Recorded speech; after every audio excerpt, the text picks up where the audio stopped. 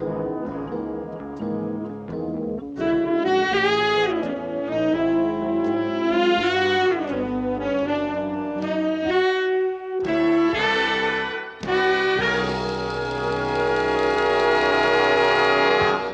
welcome everybody to this, the 6th episode of Season 2 of SteeleWatching. Love Among the Steele. Yay! I am Eric. And I am Sara. And yes, you are. Am I? Hey, before we get started into the episode, there's a couple things that I want to bring up, stuff regarding some of our listeners. We did get some feedback. You remember in Altered Steel, we were asking where Mildred was talking about how she wanted to be carrying heat, a GAT, an equalizer, a Roscoe. We go, what's a Roscoe? Yeah. So we got an email from one of our listeners who did the research that we should have done and didn't do. Whoopsie. Thank you, listener. We're sorry that we screwed up. Anyway, Roscoe Vest Pocket 22. Apparently, there's a company out of Germany called Rome Gesellschaft. I'm not. I don't speak German, so I'm sure I'm butchering that. Anyway, they manufactured a bunch of guns under a bunch of different private labels, and one of them was the Roscoe Vest Pocket 22. And now that I had the name, I was able to do a little research, and what I found is now. Understand, these are not my words. I'm just going to be repeating what I found about this gun. So these are other people's attributions about the gun. The classic definition of a Saturday night special, also known as a junk gun. Oh. Yeah. Yeah. Oh, great. Yeah. I mean, that's what Mildred wants to carry. It gets worse. The gun is poorly made. The frames being made of a very weak metal alloy that tended to fracture. Well, that's probably not a good thing in a gun. Yeah, you wouldn't want that. No. No. The frames were not screwed together or pinned together. They were pressed together and the description that I got from the internet was pressed together like a toy cap gun. So like, your 99-cent cap gun. Yeah, that's definitely not good. No. And there were pins in the weapon holding the internal parts, but they would tend to wallow out the holes that they were inserted to, causing the mechanism to rattle around and get out of time. So with the gun out of time, either the cylinder would not rotate, or, and this I think this would be even worse, it would lock up the cylinder and it wasn't in alignment with the barrel. So then when you fired around, the bullet would hit the butt of the barrel slightly offline, and shards of hot lead would be sprayed out of either side of the cylinder gap. And then repeated firings in this condition, and according to the notes that I found, they said about 10 or so cylinders of firing, so that would be like 60 rounds. The misalignment of the bullets and their repeated hitting the rear of the barrel would cause the barrel to loosen and fall off. Oh, wow. So, yeah, probably not a good reference for Mildred to have made. That seems suboptimal. Yeah. I wouldn't want that gun. Have you always had this gift for understatement? Yeah, right. Anyway, so thank you to our fan. And if you've been listening for a while, you know that we stopped attributing by people's names unless we were specifically given permission, and we hadn't been given permission on this. So thank you. You know who you are. Thank you very much for the information. Now, another thing that happened recently here was we got a review. Yay! Now, yay! Sara, I know you know it, and I think we've talked about it in the past, how we're not all that big on ratings and reviews. A lot of people believe, and you've heard it on other podcasts, rate us and review us. It helps us get found and helps, get us into the rankings and all this other nonsense, because none of it's actually accurate information. I'm not saying they're lying. I think they really believe that when they say it, but it's just, that's not how it works.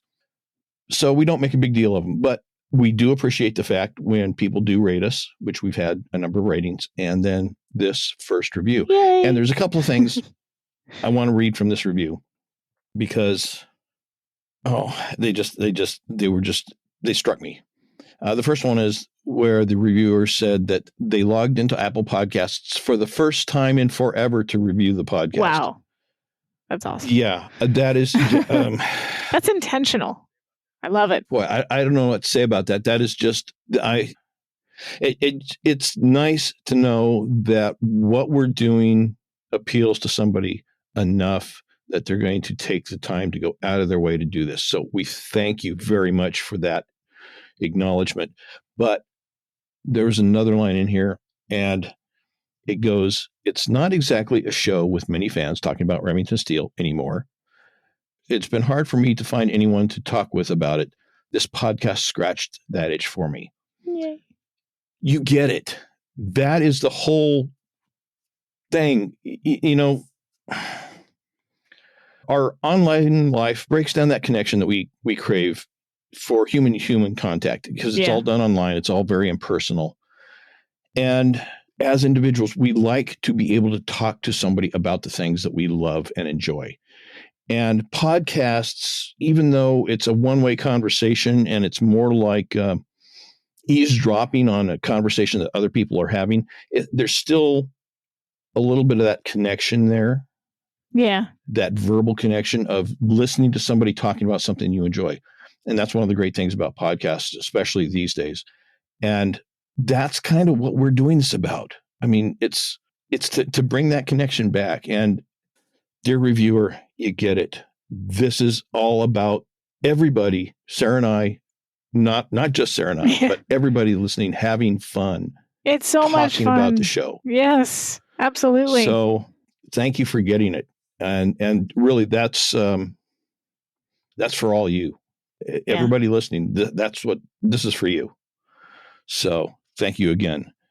And then, of course, the one thing that we have mentioned a little more in the past than ratings and reviews is subscriptions and support financially. We don't make a big deal of it. Again, we're not in it for the money, but it does help. And we do very much appreciate when we get these financial gifts supporting us. And we have had another subscriber step up and help contribute to cover the costs. So thank you, dear listener. We appreciate it. Thank you. This is, it's, and I don't want this to sound like I'm talking about us because we're so great. I mean, after all, we're just the hosts of this show and we're just talking about conversations back and forth between us. And it's just, I don't know how to say it, but without sounding arrogant and self-absorbed, but it's nice to know that what we're doing is helping connect fans. Yeah. And connecting with fans. So no, I agree completely. I made a total mess of that, and I'm sorry, but I don't know how to express it any other way. I'm so grateful for the support that we've received. Yeah. The emails back, the financial support, even just the comments in the Steele Watchers group. Yeah. The references to the podcasts that people make sometimes spontaneously, not as a response to the sound bites that we put up, but just spontaneous comments. So it's very, very gratifying and yeah. Wow. And it made me think what you just said there. I don't think you messed it up at all, because what you just said there made me think of when I first started watching the show when I was a teenager, and it was already off the air and the internet was sort of in its infancy, or at least fandom was in its infancy. And I didn't have anyone to talk to about the show. I tried to get my friends into it, but they kept saying, like, why are you interested in this old show that's been off the air forever? And teenagers, for the most part are interested in the now, not what came before. So when I found the Yahoo group, which is where I started joining, it was all of a sudden that connection that you just mentioned, that, oh my gosh, there's other people that get it. It doesn't matter if they're 20 years older than me. I have someone to talk to about this thing that I like. And so when someone else reviews or even says, like, oh my gosh, we have something, someone to talk to about this thing that we like, that's the best part about it. It is. Yeah. It is. And that's, That's part of the fun of doing this, is just seeing the connections and knowing that people are getting that itch scratched. Yep. For that human connection about this subject that we enjoy. Anyway, let's get on with the episode. Steele. Love Among the Steele. First aired November 8th, 1983, written by Lee Zlotoff and directed by our friend Seymour Robbie. Seymour! Seymour! I do love to see more Robbie. Sorry. I almost said something. Now I'm not going to say that about seeing. Anyway. Yeah, the other version of that name. Anyway, I went with TV Guide listing because I thought it was pretty good, and it didn't reveal too much, and it didn't ramble too much. So, unlike me. Unlike us, I was just going to say Here we go. Literally, you got there first.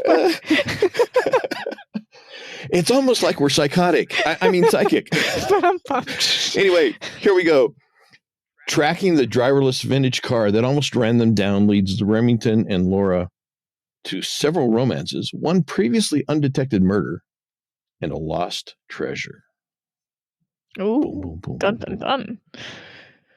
Yes. Anyway, the opening sequence on this is a very interesting opening sequence. I don't think they did anything like this. No. Ever this again. Is first and last. Yeah. Yeah, and I don't think too many shows would even try something like this. It's a very risky opening sequence. If you follow the basic rules of television, you've got to get in there and you got to hook them. Yeah. And this doesn't. It opens with 3 minutes of no dialogue. None. Not a word. Oh, actually, I'm going to say there is one other show that did this and did it for almost the entire episode, and I'm sure you can guess. It was Buffy the Vampire Slayer. And it was nominated for an Emmy for writing, and that was the only episode that was ever nominated for an Emmy. And Joss did it as sort of like a response to critics that said that the show's success was based entirely off of its quippy dialogue. So he turned around and went, all right, fine, I'm going to give you an episode with 27 minutes of no dialogue. So, but this is, what I liked about it too was, I don't know if you noticed the sort of misty feeling visually. Mm-hmm. That's the petroleum jelly trick. They put a little bit of, and I love it. I love it every time I see it because it's such a simple thing, but it changes the whole atmosphere of the scene. Anyway, although I think these days they actually use filters, glass filters. Probably, yes. Now they would simulate that. It's a little cleaner. Yeah, probably. You don't have to clean your lens afterwards. Yeah, but no, it is. It's a very, very soft, focused, gauzy effect to the image. So yeah, it's got that look, and really, what we have here is a silent movie. It's a 3-minute silent movie that tells us an entire story, because just like a silent movie, you follow everything along and it comes to a conclusion. So it is really, that's what it is, a 3-minute silent movie, complete with beginning, middle, and end. So where it starts out is on the McCallum estate in 1936. It's an elegant outdoors party with guests gathered around a swimming pool and something of a garden area. Let's call it a patio. And that area is surrounded by trees. There's an older gentleman at the head of the stairs with a maid next to him and a young woman on the other side. The maid hands him a large but thin case. He opens it, shows the contents to the young woman next to him, and then turns and proudly displays the contents to the gathered guests. It is an extravagant jeweled necklace. Looks kind of like Royal Lovulite. Like just the blue of it. I didn't look that closely at it, but that would be an interesting callback if it did. It was, yeah. The man then takes the necklace from the case and he steps slightly behind the woman, and she turns away, giving him access to her neck from behind. And he puts the necklace around her neck, and she doesn't really seem all that impressed or excited, actually.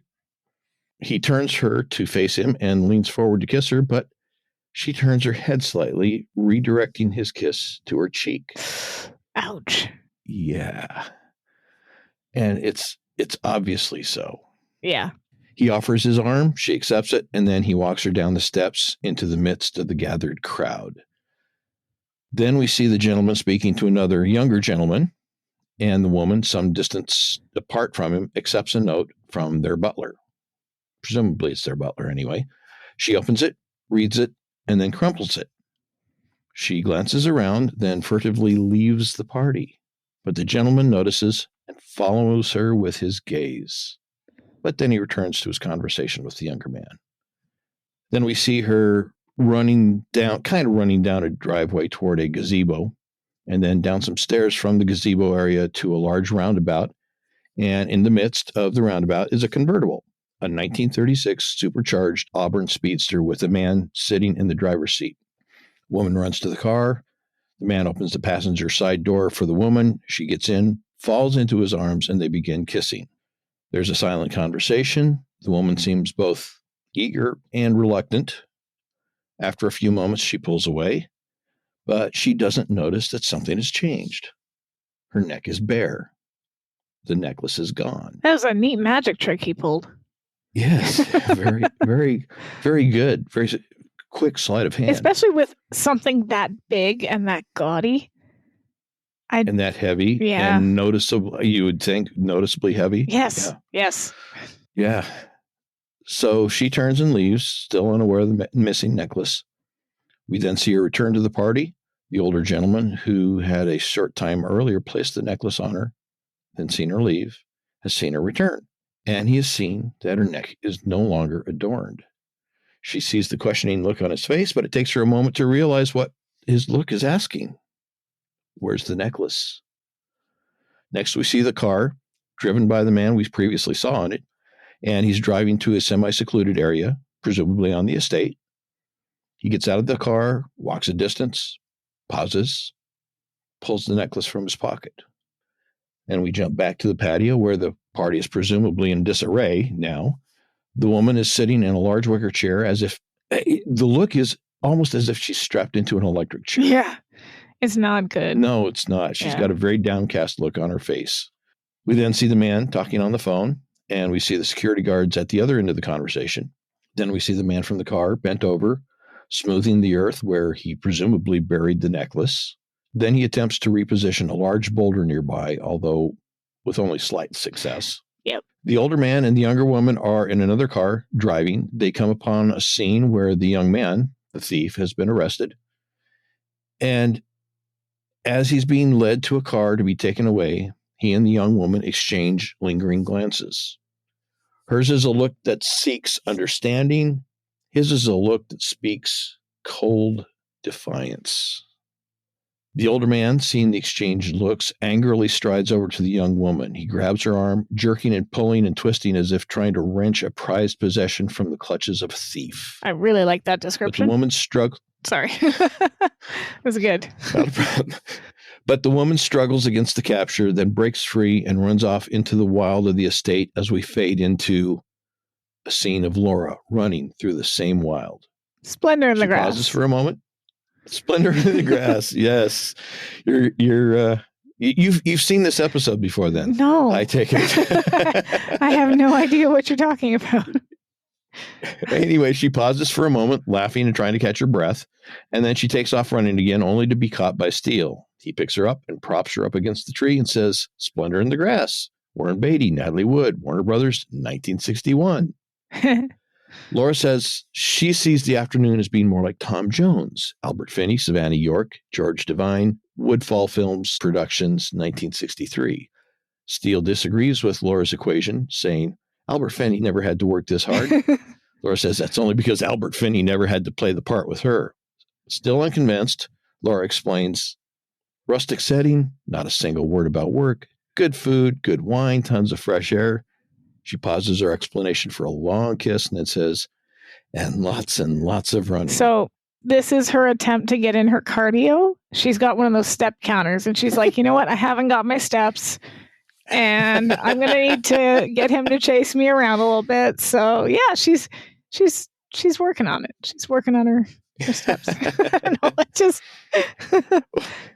How many? I like Steele's line afterwards where he says, a film dripping with passion and all she remembers is the running. I don't know how many dates you've been on where it's been like, running around the park, but not a lot for me. So, well, not a lot for me really either. But, my take on this scene was that in spite of all the running, it is extremely flirtatious. It is. It's really nice. The entire sequence, both in terms of what we see and what we imagine having taken place before what we're seeing. So, Steele may be a little upset at all the running but I've got to think that this is really a somewhat flirtatious, romantic, and a bit of an anomaly. Like, it sounds like they had a really nice afternoon that they, like she said, had good food, good wine, probably had a little picnic blanket, probably talked about stuff that had nothing to do with work. It really feels like a date, like a normal date with apparently a lot of running, but yeah. Well, and that's what I'm kind of referring to when I said, the stuff that we imagine having taken place before this sequence. So it's a very, it's very much date-like. Yeah. So anyway, she's running through the trees and she's running toward the road that crosses the estate. And suddenly a strangely familiar car is racing down the road, headed straight forward. Ruh-roh. Steele, sorry. Thanks you, Scooby. I saw the Mystery Machine today at Comic-Con, so I just thought I'd add that in. Anyway, Steele yells out a warning and she manages to avoid being hit. And of course, they're confounded, uncertain of what exactly just happened and how the car seemingly appeared out of nowhere. And with their hearts no doubt racing from the close call on top of all the exertion of chasing each other, they decide to slow down and take a breather. They begin a trek down the previously mentioned road, presumably back to the rabbit or from whatever event might have been taking place where they were nearby prior to their, can I call it an erotic chase? It's probably the only time you could call it an erotic chase. Chases, by and large, are not erotic, so... No, generally But not. this episode, yeah, I think you can get away with it. Okay. So anyway, suddenly, the mystery car appears again behind them and begins to overtake them. They begin running. And at least they do something that most people on TV shows never do. They leave the main road. Yeah. And now they run down an unofficial road. It's I guess the best description I can come up with is that it's an unofficial dirt road. And they're trying to get away from the car rather than staying on the road and hoping they can outrun it, like so many TV shows have them do. Yep. So ridiculous. And there's probably trees and stuff like that they could duck in where the car would not be able to go because it would hit them. But other than that, you stay on the road. Yeah. But they turn off onto the side road, but the car follows them. And so they do exactly what you just said. They jump off of the dirt path road into the shrubs, and then the car barrels on past them. Well, they gather themselves, and then they decide to chase after the car. Except it's not much of a chase. They discover the car parked in the middle of a greenway, engine idling and absent a driver.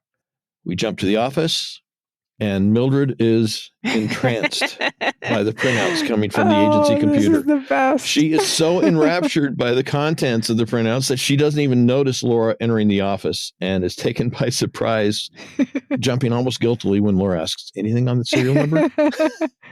Yeah, about that.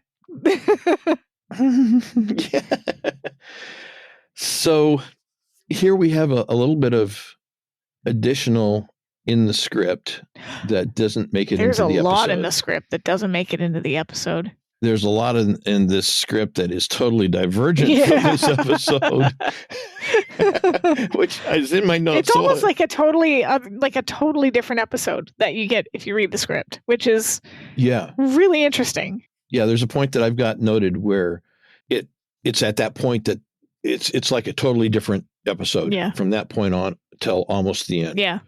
So there was obviously a lot of rewriting done between the script version that we have or that I have, and I assume it's the only one that's really out there on the internet right now. Yeah. And the final shot version. But anyway, what happens here is that after Laura comes in and Mildred's caught with her, what we soon learn are dirty books. It's like a Charlotte. It's a Charlotte Knight novel on steroids.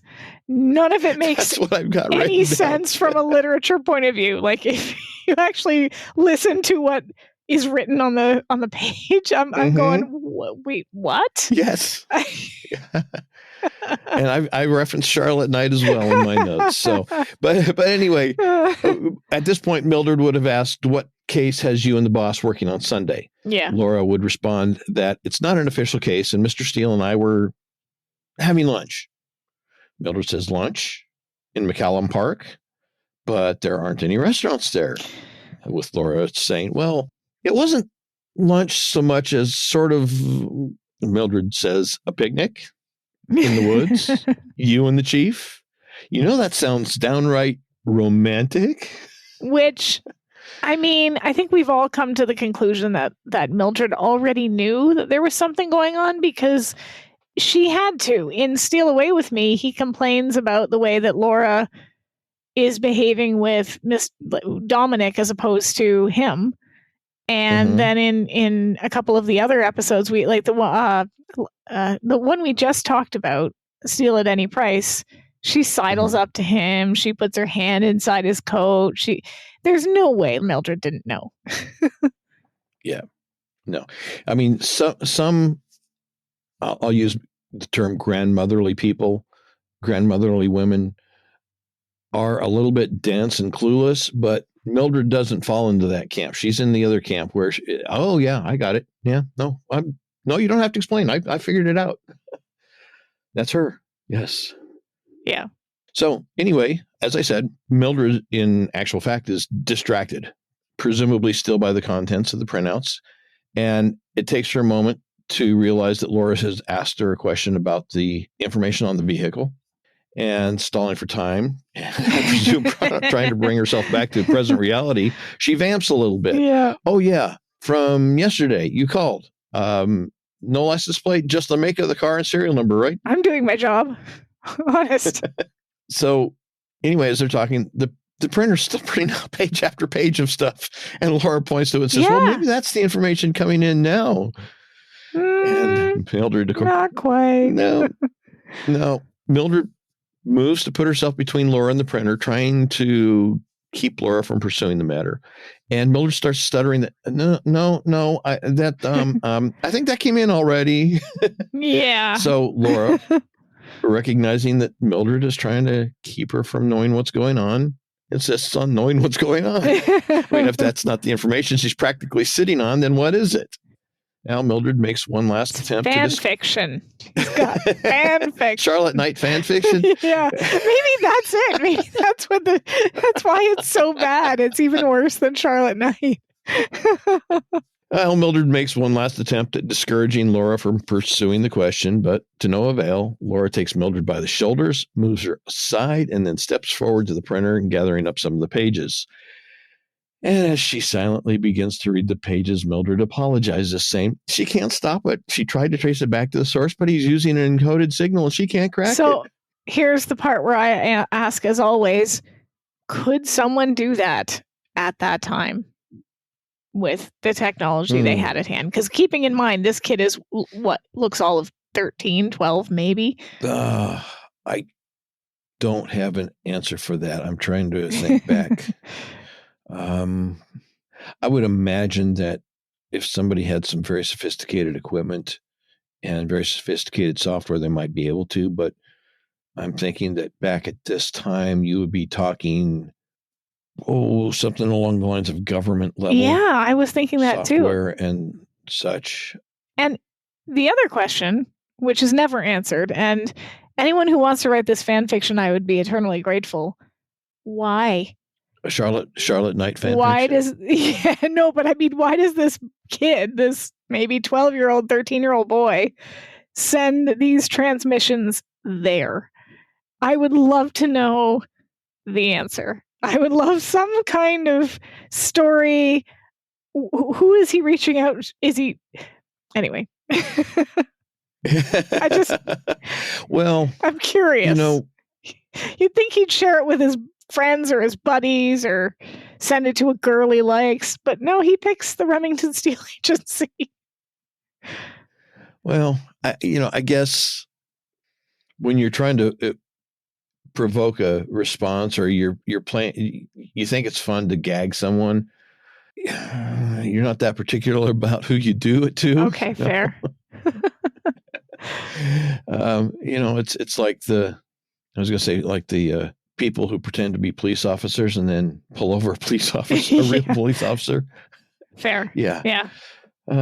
Anyway, so Laura begins to read from the would-be Charlotte Knight novel, and she concludes that whoever is sending this has done the obscene phone call one better. Yep. It was something along the lines of, he longed to uncover the mystic secrets of her flesh. Like, what? What even does that mean? That's to run his hands madly across the soft, tawny curves of her shimmering form. It sounds like she's not there, like she's a mermaid or Aquaman, or I don't know, like it is shimmering. Why is she shimmering? What? She's got body glitter on. I don't know. Oh, well, that's a whole different story. I think we know where that one takes place. Yeah. So Mildred doesn't really seem to mind too much about the story or what the poor quality of the writing or whatever. She doesn't. She's got a bunch of Charlotte Knight books at home too, though. We know this, right? Like, they've all got their Charlotte Knight shelf that they try to keep hidden, but let's face it, it's there. Yeah. Well, I mean, her comment after Laura makes the suggestion that whoever's sending this has made the obscene phone call one better. Mildred's attitude is almost kind of a naughty fun. Yeah. She's got that tone of voice in her. Well, sure, his style gets a little steamy at times, but I wouldn't call it obscene.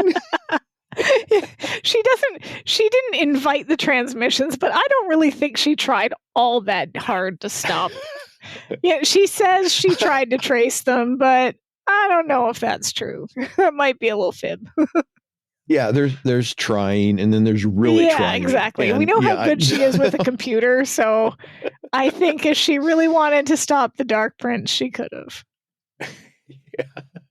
So Laura asks Mildred how long she's been receiving these transmissions from the Dark Prince, and Mildred replies that it's only been a day or two, maybe 3. Maybe a week. Yeah. She wants to know how it ends. I mean, I don't blame her. Yes. It sounds like there's a whole plot-ish, sort of. Plot-ish, It's yes. plot-ish, right? It's plot-like. Yeah. Anyway, Laura seems a bit shocked, and I'm not sure if she's more shocked that it's been coming in for at least a week, or that Mildred hasn't said anything about it so that they could try and stop it, or the fact that she's enjoying it so much. There's something there, but I'm not sure what. Anyway, Mildred begs Laura not to say anything to the boss because she doesn't want him thinking that she's using company equipment for personal stuff. Which is funny. Asks if she can count on Laura's support for that, sort of gal to gal. And Laura smiles and assures Mildred that yes, she can count on Laura not saying anything to the boss. Well, of course not, because she is the boss. So Mildred's already said it, and it. And I'm just imagining Laura coming back to Mildred later and saying, "Oh, Mildred, after you're done with those, would you just let me have them so I can make sure that they're disposed of properly by the side of my bed?" I mean, for evidence, I want to. If we're going to find this Dark Prince, I need to read through every transmission very carefully. So you'll have to give it to me for safety. There must be a clue in there somewhere, and I'm going to find it. And after that, Mr. Steele would like to look at it as well, just for extra eyes. Yeah. And then we'll compare notes. Yeah. At my house with some wine. Anyway, outside, Mr. Steele is with the mystery car, and he's gently running his hands over the fenders. And Laura joins him and asks him what he's doing. He says that he's merely stroking a lady into revealing her secrets. Uh-huh. Why does that seem like a parallel to something out of the printout? Yep, it's right in there. Yeah. Anyway, sarcastically, Laura asks if he's hoping that the horn will start honking a tune, or if the lights will blink on and off in Morse code. And like ignoring Herbie, her flippant tone, like Herbie the Love Bug. Like Yes, it's a Herbie reference. There's a movie reference right there. That, but yeah, you're right. Like he little blanks and like he's Herbie. Anyway, ignoring her flippant tone, he explains that there are things that a car can tell you with a little forbearance, and he points to the fender and tells her that it's been replaced. The color of the paint is off by just a hair, and it has a different feel to it. Something's nicked the grill work out of shape, and whomever straightened it out didn't do a very good job of it. And finally, the gauges have been scratched, and the upholstery is worn. But aside from those things, that's all he could determine. It's very much like a Sherlock Holmes situation where it is actually. Well, I can only tell you this, and this about yourself just from having met you 2 seconds ago. But beyond that, I can't tell you anything. And it kind of sort of contradicts itself a little bit in the sense that later on they take the whole car apart, and when I'm skipping ahead a bit, but when he comes back in the office, he says he put the car back together, but he's got like a bag full of parts. So it just kind of feels a little funny that he's such an expert here. And then it's like... He's not a mechanic, though. Okay, fair. That's true. He's not a mechanic. Anyway, after his analysis of the condition of the car, he asks if Mildred has come up with anything such as a name and an address for the owner. And Laura does have a name, Dr. Ellis Harvey of Bel Air. But curiously, he hasn't filed a stolen vehicle report. Laura hands him the printout on Dr. Ellis Harvey of Bel Air, or what she thinks is the printout. And Steele begins to read the details of the report out loud. And so he took her, as only a man can take a woman who yearns, who begs to be taken. And Laura snatches the paper out of his hands and flips it over and says, okay, here's the address. Forget that other side. That's also, I might point out, a Liam Neeson movie, Taken. Sorry. Bad joke. Okay. That's might be a little bit of a stretch, but okay. I guess she didn't yearn or beg to be taken, but we won't put that in the movie reference. Anyway, next they drive the Auburn to the home of Dr. Ellis Harvey. And that name, I'm gonna screw it up. I know I am, because to me Harvey's a first name. It is. Yes, I kept doing that too. I kept wanting to type Dr. Ellis and then realizing that no, it was the other way around, because you're right. It's a weird first and last name reverse. Yes, exactly. I twice now, as we're sitting here talking, I've almost said Dr. Harvey Ellis. Or Dr. Ellis. Yeah, it's weird. It's a weird choice. Anyway, they get out of the car, and as they approach the front door, Steele asks how they should handle the contact, insurance agent or door-to-door evangelists on a holy mission. I have a question. I mean, the Blues Brothers feeling of this comment aside, how on earth would door-to-door evangelists work in the Auburn? We were selling Bibles and we found your car. Like, how would that work? Insurance works. I get insurance. Those could be, but evangelists, I don't. Well, it doesn't make sense that they would drive up in the car to begin with, because no matter what cover story they come up with, they can't explain being in his car other than, we stole your car, or we found it somewhere.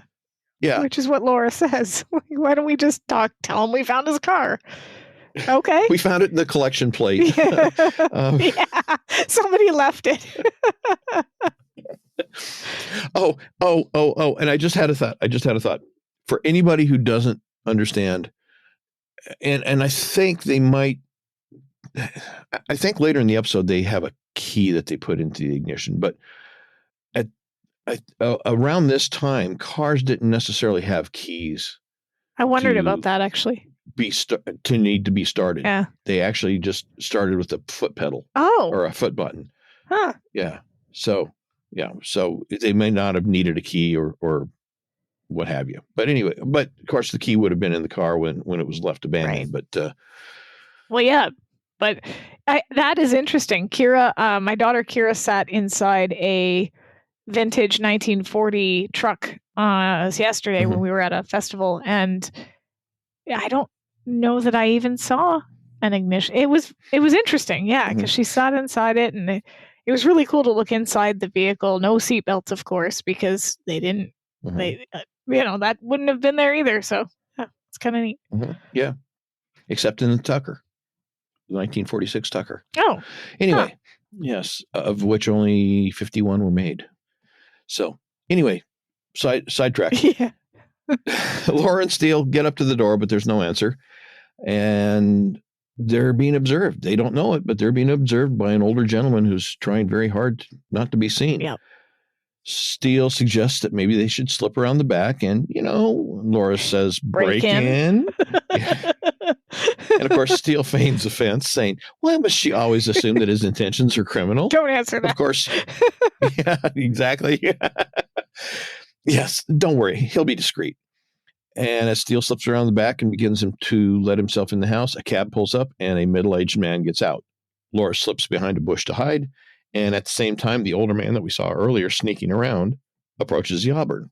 As Steele opens the back door, the alarm begins blaring. The older man starts real discreet. The Auburn, and begins racing down the driveway, straight for the middle-aged man who's just gotten out of the cab. Laura hollers, warning the man from the cab to watch out as the Auburn plows through a pile of suitcases in the driveway and out onto the road and out of sight.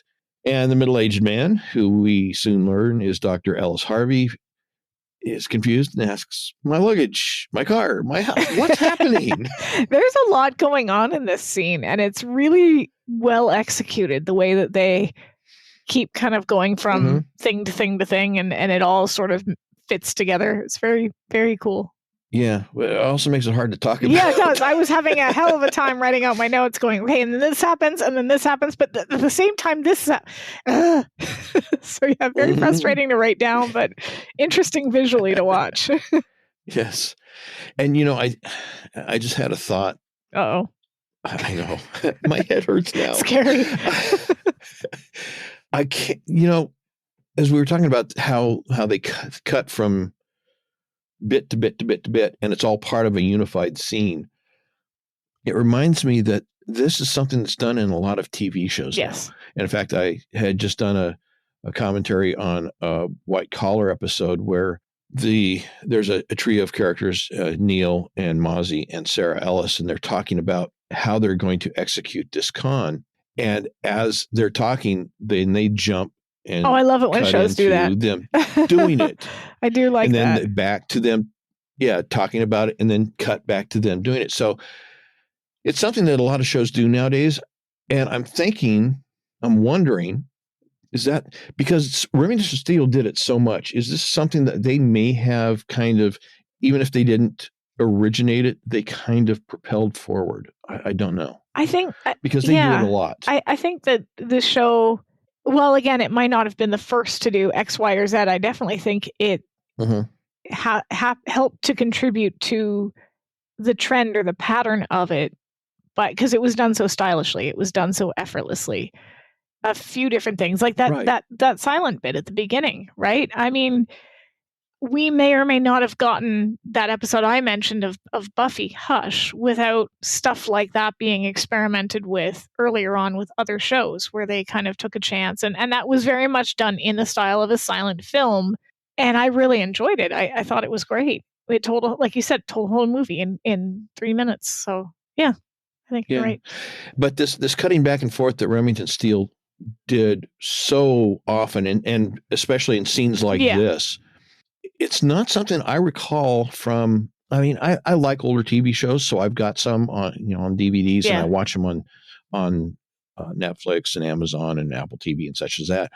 And this is not the kind of scene cutting and scene integration or multi-scene integration, if I can call it that I've seen on TV shows much prior to this. So no, it's Hitchcockian. Hitchcock did this a lot.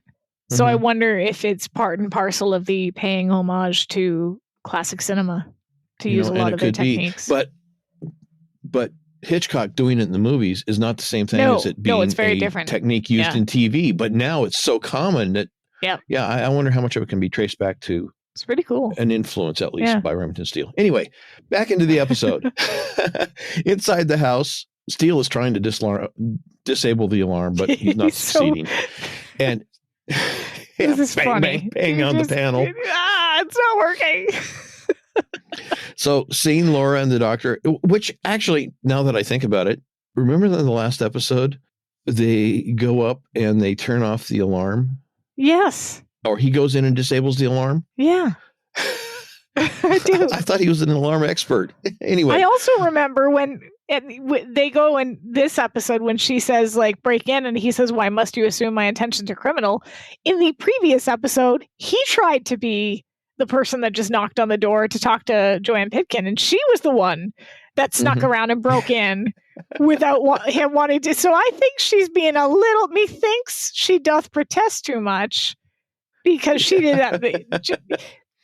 Anyway. Yeah. Anyway, so Steele's not having any luck. He sees Laura and the doctor approaching the door, so he swings it open to greet them and announces, well, hey, we're in luck. No cause for alarm. We seem to have arrived just in time to scare them off. Sure. Implying that somebody else and not he had been trying to break into the house. And he assures the good doctor that from the looks of things, nothing was taken. But the doctor points out that, well, they took the car. The car was. Which seems to surprise Steele. And of course, he finally, he goes over, he shuts off the alarm, and then he begins wandering through the house. And Laura and Steele are trailing behind him. He approaches the glass patio door and says, well, this must be how they got in because Steele left it open. Yeah. And Steele comments that, well, it's a good thing they just happened to be walking by just now, eh? And the doctor says, you were walking in Bel Air? Isn't that illegal? I love this bit. I love the commentary on the wealthy, privileged part of LA, the idea that you can't just walk without being suspicious, and the fact that this was something that they continue with the episode. That's not just here. Yeah. It's good. Well, I went to look up to see if it was in fact illegal to walk on a sidewalk in Bel Air. And wait, is it? What I found is, well, define illegal. What I found is that Bel Air is a gated community. So it's, access is rather restricted. It has two main gates, an east gate at Beverly Glen and Sunset Boulevard, and a west gate at Bellagio Road and Sunset Boulevard.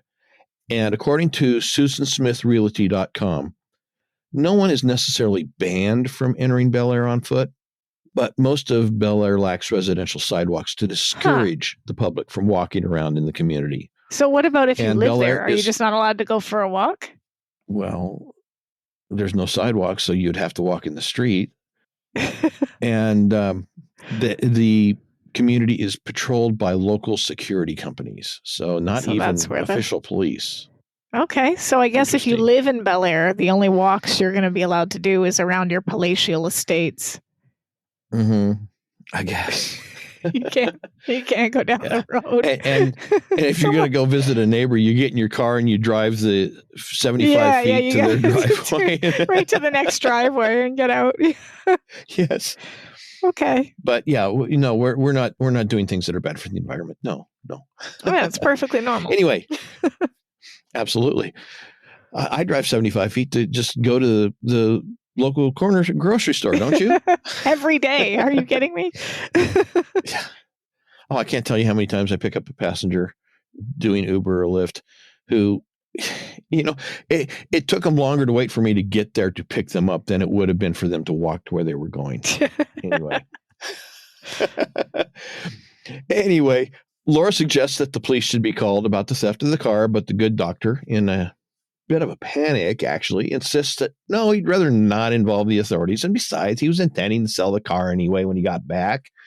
And Steele picks up on the when he got back thing and asks if he's been away. And the doctor explains that he and his wife have been in Europe for 3 months. They needed some time together, commenting that practicing psychiatry can really be murder on a marriage. Laura points out that if he doesn't file a police report, he won't even be able to collect the insurance. Well, the doctor begins to explain. But then he stops and begins having a private conversation with himself. Yeah. Admonishing himself that he's simply allowing a defense mechanism to suppress the guilt at the expense of his true feelings. I mean, at least he's self-actualized. Yeah. He seems but, to. But of course, Laura doesn't know what's going on. She kind of does a slow turn to look at Steele as if to say, is this guy for real? I think this guy needs a psychiatrist. Yeah, I think so. Well, I mean, isn't that the case a lot of the time that the psychiatrist needs the psychiatrist the most? I look at Murphy's girlfriend, Sherry. I'm just saying. Anyway, after a moment, the doctor explains that his issue with the car stems from the fact that he had an affair in it.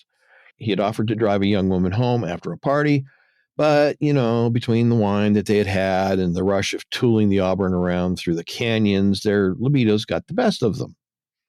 And of course, he felt compelled to tell his wife about his indiscretion. Because he's so honest. Yeah. Yes. And what gets me is his tone of voice. His tone of voice is surprise with a slight sense of indignation. You're like, how dare when I? He talks about how his wife didn't take the revelation very well. Yeah. It's kind of like Frank Dana not understanding why his 5 wives were mad at him. Yeah. I'm just trying to be a good husband. Yeah. I told you about it. I told her I had an affair. What's the matter? I told you it happened. I mean, what more do you want from me? Not to have had the affair? Well, an apology, maybe? No, we're not doing an apology.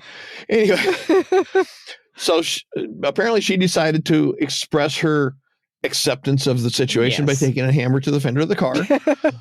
And hey, it could be worse. Well, I mean, he's not married to Carrie Underwood. She took the slashed a hole in all 4 tires and destroyed his leather seat. So you're looking at before he cheats. So yeah. I'm thinking a little farther back. Lorena Bobbitt. Oh yeah, well yeah, that definitely could have been worse. Then his libido could never get the better of him ever again. Never, no. So anyway, he says that he and his wife decided to take some time together to recommit, but he decided to come back early and get rid of the car, which was, of course, the symbol of his transgression. And with the car stolen, if they file a police report, he and his wife would have to go through weeks of phone calls with the police and the insurance company. And, that would probably be worse than just having it sit in the garage. So he confesses that at the moment he doesn't know what to do. And Steele suggests that they hire a private detective. And Laura seconds the suggestion, adding that they just happen to have some friends who are wonderful with this kind of a problem. Yeah. Yep. Anyway, next we see Laura and Steele. They're at a payphone. Laura's on the phone. And yep, this is where it deviates. Given what we discussed a few minutes ago about Bel Air, I'm kind of finding this whole thing a little bit doubtful that they would have a phone booth there. Well, I thought that too, because I thought, well, if you're not allowed to walk around in Bel Air, why is there a payphone? And also, it's Bel Air. These are people that would probably have car phones, and yeah, they're rich, so I don't. And a phone booth on the corner, that is so gauche. Yeah, it's gaudy. It ruins the view. So, Yes. The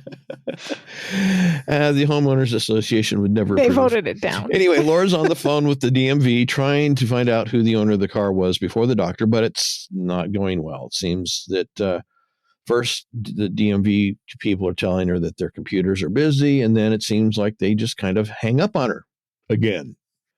So she hangs up the phone on her end, commenting on the frustrations of dealing with bureaucracy and expressing hopes that Mildred has had better luck and has news for them when she arrives, which hopefully will be soon. Because as all this is happening, there's a police officer across the street standing next to his cruiser and giving Laura and Steele the evil eye. Yep. And Steele, nodding in the direction of the officer, surmises that, well, perhaps the good doctor may be correct about the streets of Bel Air and the walking. Mean streets of Bel Air. I know a story of a Fresh Prince that once lived there, and yeah, it can be pretty rough. Oh, people. I'm sorry. We're just having too much fun. Anyway, Remington puts his hand under her arm and begins gliding her down the sidewalk. And immediately the officer gets in his car and begins to slowly follow them. And Laura tells Remington that if Mildred's not here in 5 minutes, maybe they should look for a bus stop and neck. I love this. Again, another thing which probably doesn't exist in Bel Air. Yeah, right. But her theory's sound. People hesitate to intrude on something like that. This is very true. And it's not the first time it's been used. When he used that trick in Mexico. Mm-hmm. Well, they also used it on the pier with Marnock. Yeah. Memory. Yeah. Plausible deniability. Yes. Yeah, there's definitely an element of plausible deniability here. Yes. Anyway, Steele says that he's not quite sure they're going to find out about the car's previous owners, or why they're even trying to find out about the car's previous owners. And Laura explains that, well, he was correct about the fender having been replaced. Then, whatever's going on must have something to do with that car, and maybe one of the past owners can give them a lead. My question, isn't that a bit of a leap? I mean, the car was stolen. Yeah. Maybe. Presumably stolen, but not necessarily. The car nearly ran them down. Maybe. Maybe those two things are related. Maybe they're not. But car's fenders get replaced all the time. Yeah, especially something that old, right? It's a very old vehicle. Yes. And it's very rare. It's not, let me step back from that. It's unusual for an older car, even something from the 50s or the 60s, to be original and undamaged. Oh, for sure. Yeah. So, and in essentially mint condition, as this car seems to be. Yeah, it looks positively untouched. Yeah. And so the chances are that at some point it's gone through some sort of a restoration, which may have involved replacing parts. Yeah. So the fender being replaced, that's not a significantly telling detail. So I think Laura's, by pointing to that specifically and saying, well, it must be true that this is, this leads us to the conclusion that there's a mystery involving the car and all this other stuff.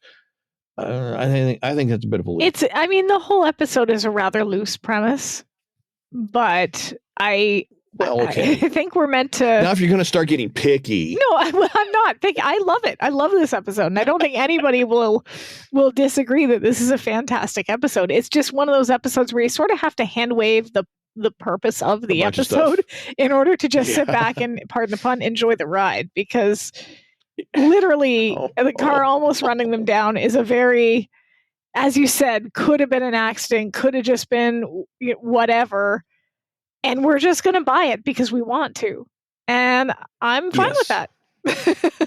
Yeah, we'll just hand wave that. It's good. Okay. So anyway, as they're talking, the police officer pulls up behind him, and he stops, and he gets out and begins approaching them. So Steele puts his arm around Laura and pulls her close. He's ready to take one for the team. Yeah. We may just have to skip the bus stop and just do it right here in the. Why don't we do it in the road? Yeah. Thank you, John Lennon. Yeah. But just as the officer is calling in a report on the two, Mildred rolls up in the Rabbit and apologizes for her tardiness, but seeing the two of them in clinch, she asks, "Did I come at a bad time?" Yes and no. Yes and no. So they climb into the Rabbit. No seatbelts. And bid the officer farewell as they drive away. Put your seatbelts on. He's not concerned about seatbelts. He's just concerned about them walking along the street. Yeah, I'm concerned about them not wearing their seatbelts. I'm just saying. It's dangerous. It's a closed circuit, like they do on the TV commercials for cars. Paid stunt driver, closed circuit. Do not try this. Yeah, exactly. Anyway, wear your seatbelts, folks. Yes. And it's at this point that the script that we have begins to diverge from the produced version of the episode. Goes off the rails. Because pretty much after this chase scene, it's completely different until the final sequence back at the estate. Anyway, in this version, the produced version, they're driving along and Mildred tells the pair of them that they don't have any more information. She doesn't have any news for them. after the DMV computers became available, it seems that the agency computer was unavailable. tied up, Yeah, it was busy. Yeah. Yeah. Don't know what, but it's a mystery. Yeah, it was tied up. Yeah. And when Mildred asks what this car they're researching looks like, Remington begins to describe it very stylish without being flashy, daring, but understated. A lot like that car right up there. It begins and Wait a minute. completes as she points down. That's it. And Steele shouts to Mildred, "Follow that car!" And Mildred is excited. Oh, she's so excited. Her first car chase. No. Yes. First, it's her first tail, right? Because at first, all she's supposed to be doing is following. Well, that's true. But she that's true. Does so a little zealously, a little overzealously, and then it becomes a car chase. Yeah.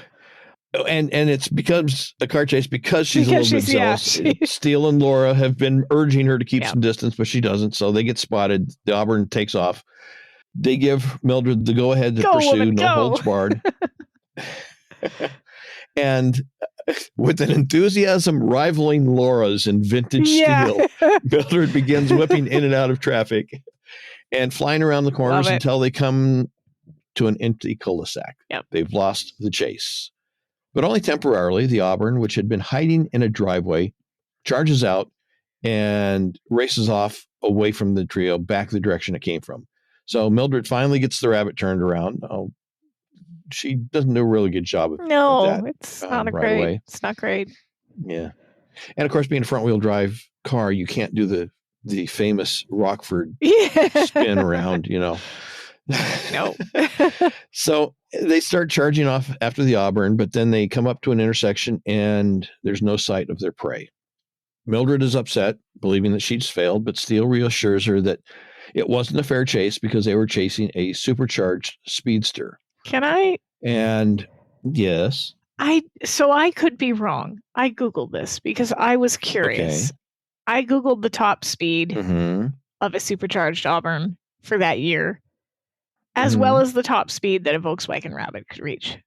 And from what I got, the Rabbit could easily have caught that Auburn. Because now, again, if I Googled it wrong or I got the wrong version of the car or something, from what I could find in a Google search, it told me that the supercharged Auburn of that year could top 100 miles per hour, whereas a Rabbit of Laura's year could top 130. Plus, it would have better maneuvering capability. So... Would it? Well, because it's smaller. As we find out later in an episode, I can't remember which one, but there's an episode later where Steele is chasing someone in the Auburn, and he mutters about the lousy turning radius. She can't turn. Well, yeah. It is a longer vehicle than the Rabbit. Yeah. But I'm wondering, just because it's a longer vehicle doesn't necessarily mean that it's going to be worse on turns because of things like center of gravity, suspension. It's heavier though. Things like that. It's also heavier. Yeah. So I don't know. That's a good question. Now I did do a little Googling as well. I didn't look for that specifically. I did see that the 1935 Auburn it had 150 horsepower as compared to the let's say 1971 Rabbit, which had 70 horsepower. So I didn't think to look at the speed, but driving skill. Yeah, I think it would definitely come down to skill of a driver as well. Because like the difference of 100 miles per hour versus 130 is maybe not as pronounced if you've got a good driver that knows how to use the car. Yeah. And of course, seeing is that they're driving around roads and making turns and corners and such as that, I would think that the skill of the driver comes into play much more than the top speed. True, because you couldn't reach the top speed on the roads of LA anyway. It's not exactly the straightaway. Yeah, exactly. Yeah. And it's one of the reasons why even though I'm not into auto racing, if I were going to watch an auto race, I would watch something more like the Le Mans or a Formula One race rather than a NASCAR. Yeah, they're boring. Go fast, turn left. Go fast, turn left. Go fast, turn left. Yeah. There's nothing to it. Whereas And people will argue that, yes, you have to have skill to be a NASCAR driver. And I'm not saying it doesn't take some skill, but I think it takes more skill to do something like Formula One or Le Mans than go faster and left. Anyway, that's just my personal opinion. Please, no nasty letters. There goes our reviews. If you want to, they're done. There's just one after that. If you want to disagree with me, I welcome your disagreement. I'm sorry. I'm not into NASCAR. Anyway, where were we? Oh, yes. Mildred thinks she's lost the car, but it's not all lost because Laura spots the nose of the Auburn peeking out from between other cars at a classic auto dealership. And they head over that way to take a look at it, unaware that, again, they are being watched by the man who stole the Auburn from the doctor's driveway. Random thought. Random thought. This is just popped into my head. Mildred picked them up. Do they have a spare set of keys at the office for anybody that might need to use it? Because that's first I noted that Steele was driving her car, and now Mildred seems to be driving their car. They obviously got Fred they drove the Auburn.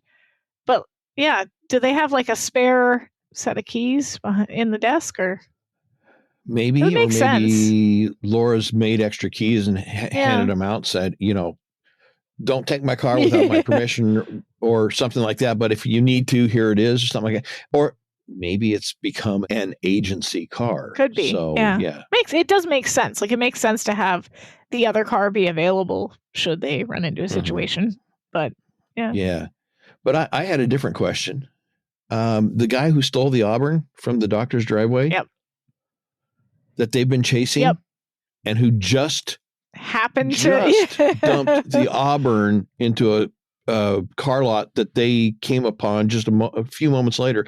How did he get from the parking lot out into a limousine that was parked nearby? Yeah. And okay, so how did the limousine get there? I mean, he didn't drive it there unless he drove it there and then walked all the way over to the doctor's office, or somebody drove him to take a cab. It's another hand wave. It's another we can't think too much about this, or it doesn't make any sense because he has a transporter. I don't know. And in the original script, this scene didn't even happen as written. It was a senator's office that they were trying to get into. So yeah, and in the original script that we have, this whole section is just totally different, has absolutely no relationship to what was actually filmed. But anyway, they're at the dealership. They catch the attention of one of the salespeople, and a young man comes out, greets them, and asks them if they're looking to take a step up in their driving image or perhaps a gift more becoming of Mother's speed and vintage. Ouch. Mildred does not take too well to that comment. And what vintage is that supposed to be? Ouch. And Steele cuts off Mildred before she can cause a problems, saying that I have trouble with this name. I was gonna say it is so. Yeah, I would giggle when I say it too. I have a 7-year-old, so my mind immediately goes anywhere near this sort of joke. Yeah. So anyway, Mr. Poon. And I bet that was brutal in school when he was younger. Poon yes, is especially Poon if he was here. drinking Tang. yeah, that'd be. Anyway, he tells Mildred that he's just trying to help, and then Steele tells the salesman that they're really interested in that special Auburn, and of course, the salesman is confused. He thought he sold that Auburn. No, he's sure he sold that Auburn to some doctor in the area. So he calls out to his assistant to bring the file on the car.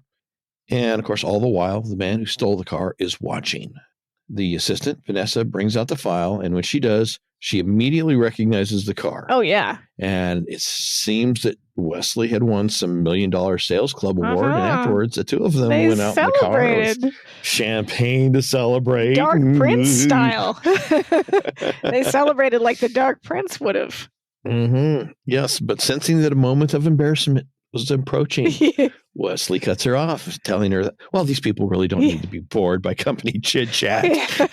I think Mildred would enjoy it. Yeah, Mildred's going, wait a minute, anyway. what happened in the car? Yeah, we need to know all the details. Explain it might be important for the case. In detail. Yeah. It suddenly occurs to Vanessa that maybe the trio is there about the letter. The letter, they ask? The letter, Wesley asks? And she explains that a letter had arrived a few months earlier.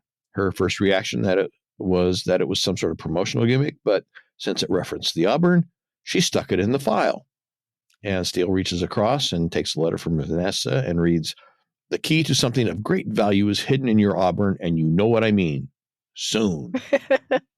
Steele folds up the letter, sticks it in his pocket, saying, "It makes everything perfectly clear." And Wesley Poon doesn't understand how it makes anything clear. Yeah. But Steele ignores him and thanks him and Vanessa and sits in the car. And Laura tells Poon, well, if he'll just get Mother a copy of that file, we'll take it from there. And then she gets in the car. And he's still confused, but not enough to not realize what's going on. Yeah. And when he asks Steele what he thinks he's doing and where he thinks he's going with the car, Mildred distracts him by assuring him that Gaylord is a very good driver. Love it. So we have a time jump. It's night, and we are looking down on the city of Los Angeles. The lights are twinkling. The camera slowly moves across the lights of the city, and there's the sound of heavy breathing and gentle moaning. The camera then begins to move. The camera then begins to move down as the sounds continue. Yep. And soon the Auburn comes into view, and still the sounds continue. And at first glance, the car appears to be occupied, but on closer inspection, we see part of an arm. Evidence that somebody or some buddies are in the car, seemingly in a horizontal orientation, just below our vision. Then Remington sits up holding some indiscernible item in his hand. And then Laura sits up holding a pile of papers in her hand and an envelope in her mouth. They've been searching the car for something that could be the key to something of great value. In the but dark. All they've come up with is... They're searching in the dark. It is pitch black. No flashlight. No flashlight. Come on. This is clearly a ruse. Like, there's no reason for them to... Oh, yes. Let's go up to Los Almontes Lookout tonight after the sun has gone down, and then we'll search the car for like small items that you can't possibly find. Like, what? Yeah, I'm really. Sorry. This is plausible deniability at its best. Or at its worst. Or at its worst. Yeah, that's a good point. Anyway, all they've come up with is an issue of Psychology Today, a parking ticket, 6 parking stubs, and an aspirin. Doesn't seem like the sort of thing the letter had in mind. Some distance behind them, in the dark, the limo we saw earlier at the car sales lot pulls up, headlights off, and then pulls off the road. Back in the Auburn, Laura considers that they really don't know if the letter has anything to do with the car coming after them. And she starts to laugh. She says she can't help thinking about Dr. Harvey's libido. Dr. Harvey's libido getting the better of him in the car, or Vanessa welcoming Wesley Poon into the $1 Million Club. And Steele observes that it seems an awfully tight space to trip the light fantastic. I agree. And Laura. How? Yes. Well, and Laura answers that question. She's, well, where there's a will, there's a way. I need this fan fiction. Somebody needs to, the Dark Prince, perhaps. I don't know, but I just need to, and it's not even because I want to read the smut. I need to know the logistics of it. Is it like the TARDIS? Is it bigger on the inside? Like, I gotta know. Send it to me. You can email it. so many visions going through my head. Anyway. So where was I? Where there's a will, there's a way. Yes. Steele then asks her about her suggestion from earlier the afternoon, where she had suggested that they neck to avoid the police, and asks, was that really only to avoid the police? And she quickly responds with a comment that he'd made earlier. Yes. And no. And of course, she's got a nice smile on her face. And taking all of that as an invitation, Steele pulls her toward him. Whoops. Moves his face toward hers, and they begin kissing. And they begin to return to their prone positions, though with clearly different intent. Yep. They drop below the window line of the car just in time because the man in the limo behind them fires a shot, missing them but shattering the windscreen of the car. He then peels out to make his getaway. Still kissing, Laura and Steele arise. As they break their clinch, Remington makes the obvious observation that someone is shooting at them. And Laura's confounded. But why? Why are they shooting at us? And of course, this is this is a great line. Classic line that Steele comes up with, because we're kissing. Someone always shoots at us when we're kissing. This is pretty much just him turning and winking at the audience to say, yeah, we know what we've been doing, but we're going to keep doing it. So it's good. Anyway, the next day at the office, Laura and Mildred are together. Laura is standing behind the desk facing Mildred and has a copy of the letter sent to the car dealership. Mildred is standing in front of the desk facing Laura with her Charlotte Knight-esque printouts. Yeah, they're both doing some reading. And yeah, it's great because they're each reading from their respective documents, alternating lines, but it results in this bizarre interweaving of two completely disparate and yet strangely parallel documents. And as Laura finishes reading the letter, she tells Mildred that this doesn't make any sense. Mildred's still absorbed in her. Isn't it wonderful? Her erotic reading says, yeah, who cares? It's wonderful. And of course, Laura walks around the desk and she slides the letter down in front of Mildred's face on top of the printouts that she's been holding to try and bring her out of her fantasy world back into the reality. And she states that according to Wesley's file, before Dr. Harvey purchased the car, it had been bought by Joseph Burkholzer, and before that, it was owned by a Clarissa McCullum. Mildred interrupts and said, McCullum? What, you mean like in the park? Laura didn't make the connection? Apparently not. Yeah. So she says, well, she doesn't know, but it could be. So she instructs Mildred to run a check on all of them, including Dr. Harvey, saying that the letter, the shooting at them at Almontes, I think it is. Amontes, yeah. Thank you. Look out. Somebody must be having something to hide. And of course, Mildred doesn't let the location reference pass. No, she does not. She picks up on that. What were you doing? I think everybody would, because what would Laura's answer be? Well, we decided to search the car at night at one of the hot spots for making out. Totally makes sense. Yeah. Absolutely. Yeah. Doesn't that how everybody searches a car? Of course. Absolutely. Without a flashlight. Yeah. And obviously Laura realizes that she almost starts to try to come up with some sort of a rational, put that in sarcasm quotes, explanation. But obviously she realizes there is no rational explanation. So she says, okay, Mildred, let's have it, because I know I'm not going to get anywhere with you on this letter, with you staring at me like that. Yeah. So Mildred comes off as pretending to be, or pretending to want to be respectful of Laura and Steele's private lives, saying that, who is she to think that Laura would want to tell her about and it's so Laura's cute. personal life? But it's so cute. She can't resist the temptation of learning about a possible real life romance novel being played out right in front of her eyes. And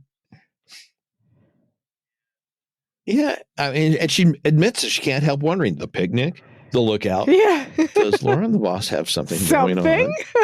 And when Laura admits that, yes, there is something, Mildred can hardly contain herself. And is this something? Is it really something? And Laura says, well, if you mean by like your Dark Prince is writing about something, no.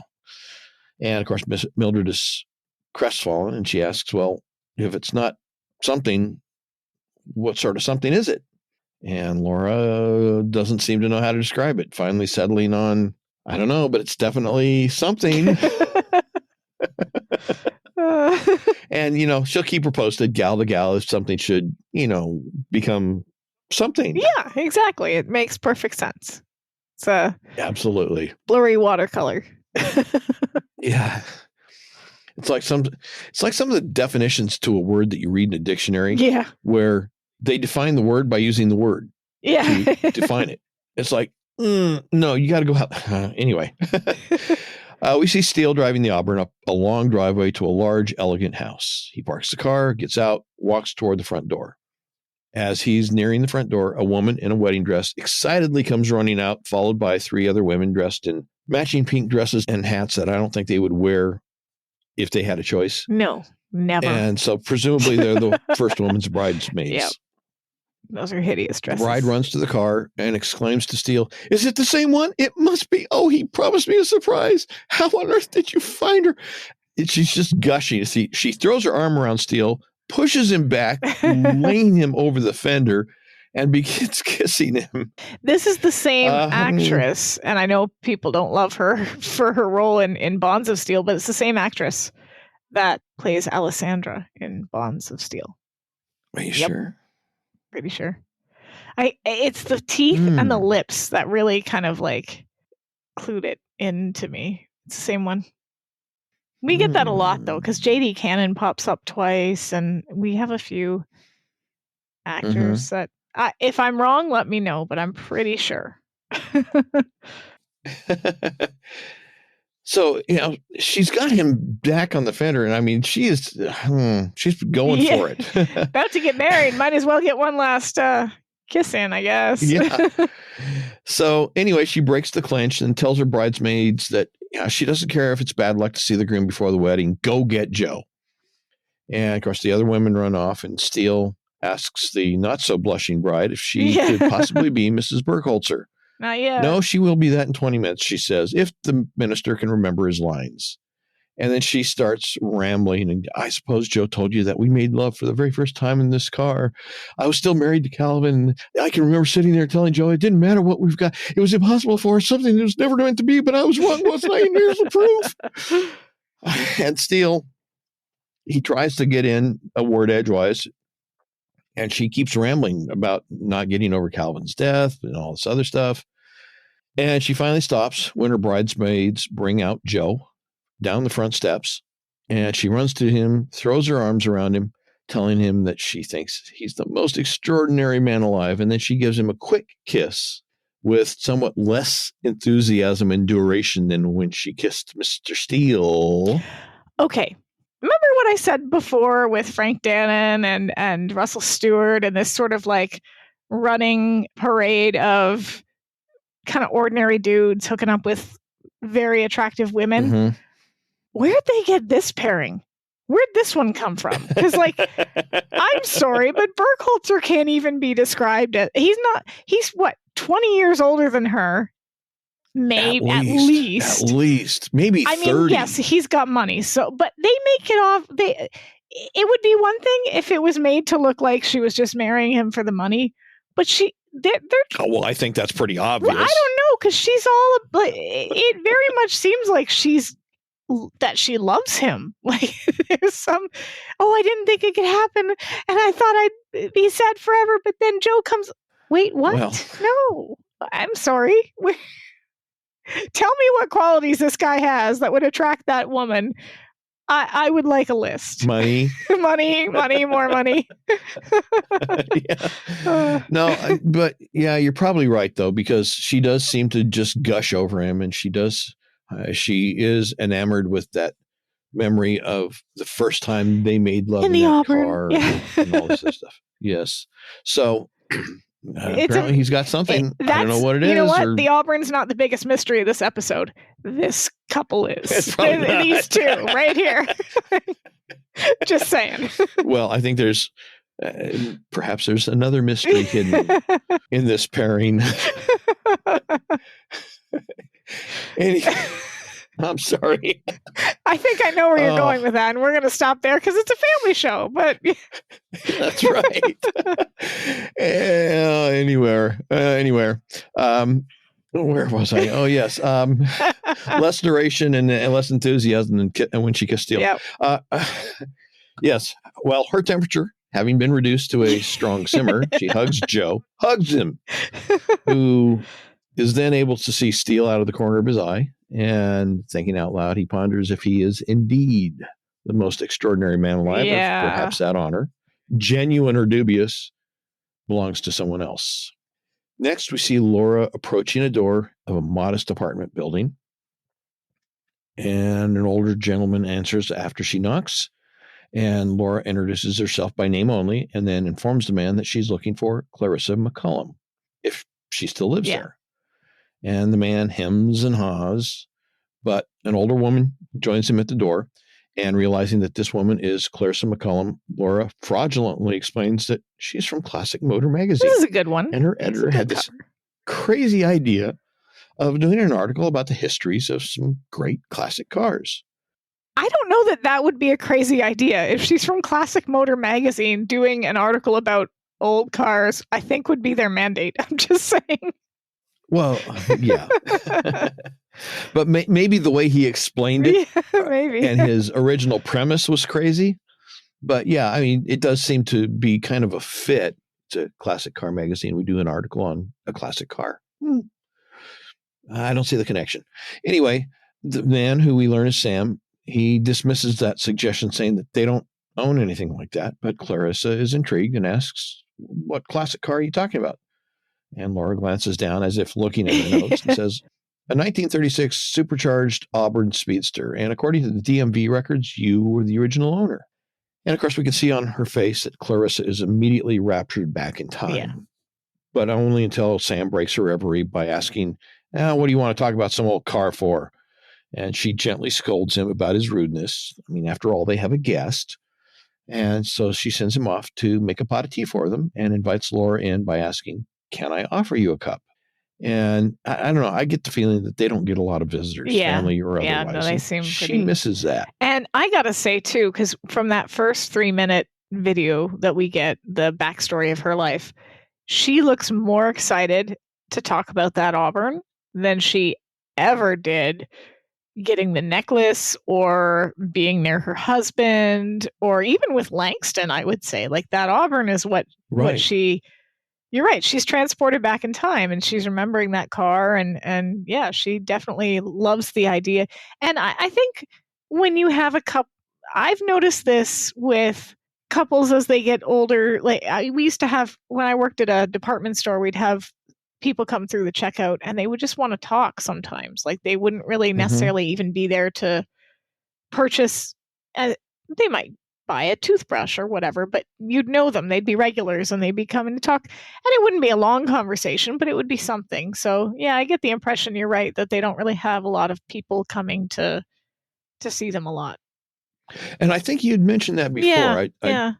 Or maybe I got it somewhere else, but I think you mentioned it about how there was one of the grocery stores that you either worked at or was in your neighborhood somewhere at some time where they had lines specifically for that. Yeah, we had where people knew, okay, you go to this line if you don't get in this line if you're in a hurry because they're going to talk to you. The people there are going to talk to the cashiers and the cashiers are going to talk to them. And neither one of them are going to be in a hurry. It was nice. Yeah. Yeah. So that, that's a nice thing for stores to do. I think so. Yeah. As long as everybody understands and follows. Oh, sure. Because then you probably, if you don't, you get some jerk behind them. Go, come on, I need to get my whatever. Yeah. Of course. Well, different conversation that we won't get into right now. But anyway, back at the Burkholzer home, Joe has poured himself a drink and laughing in what seems almost to be a somewhat nervous and forced way, but all the same, suspiciously eager laugh. He tells Steele that showing up with the car the way he did has kind of put him in a bind.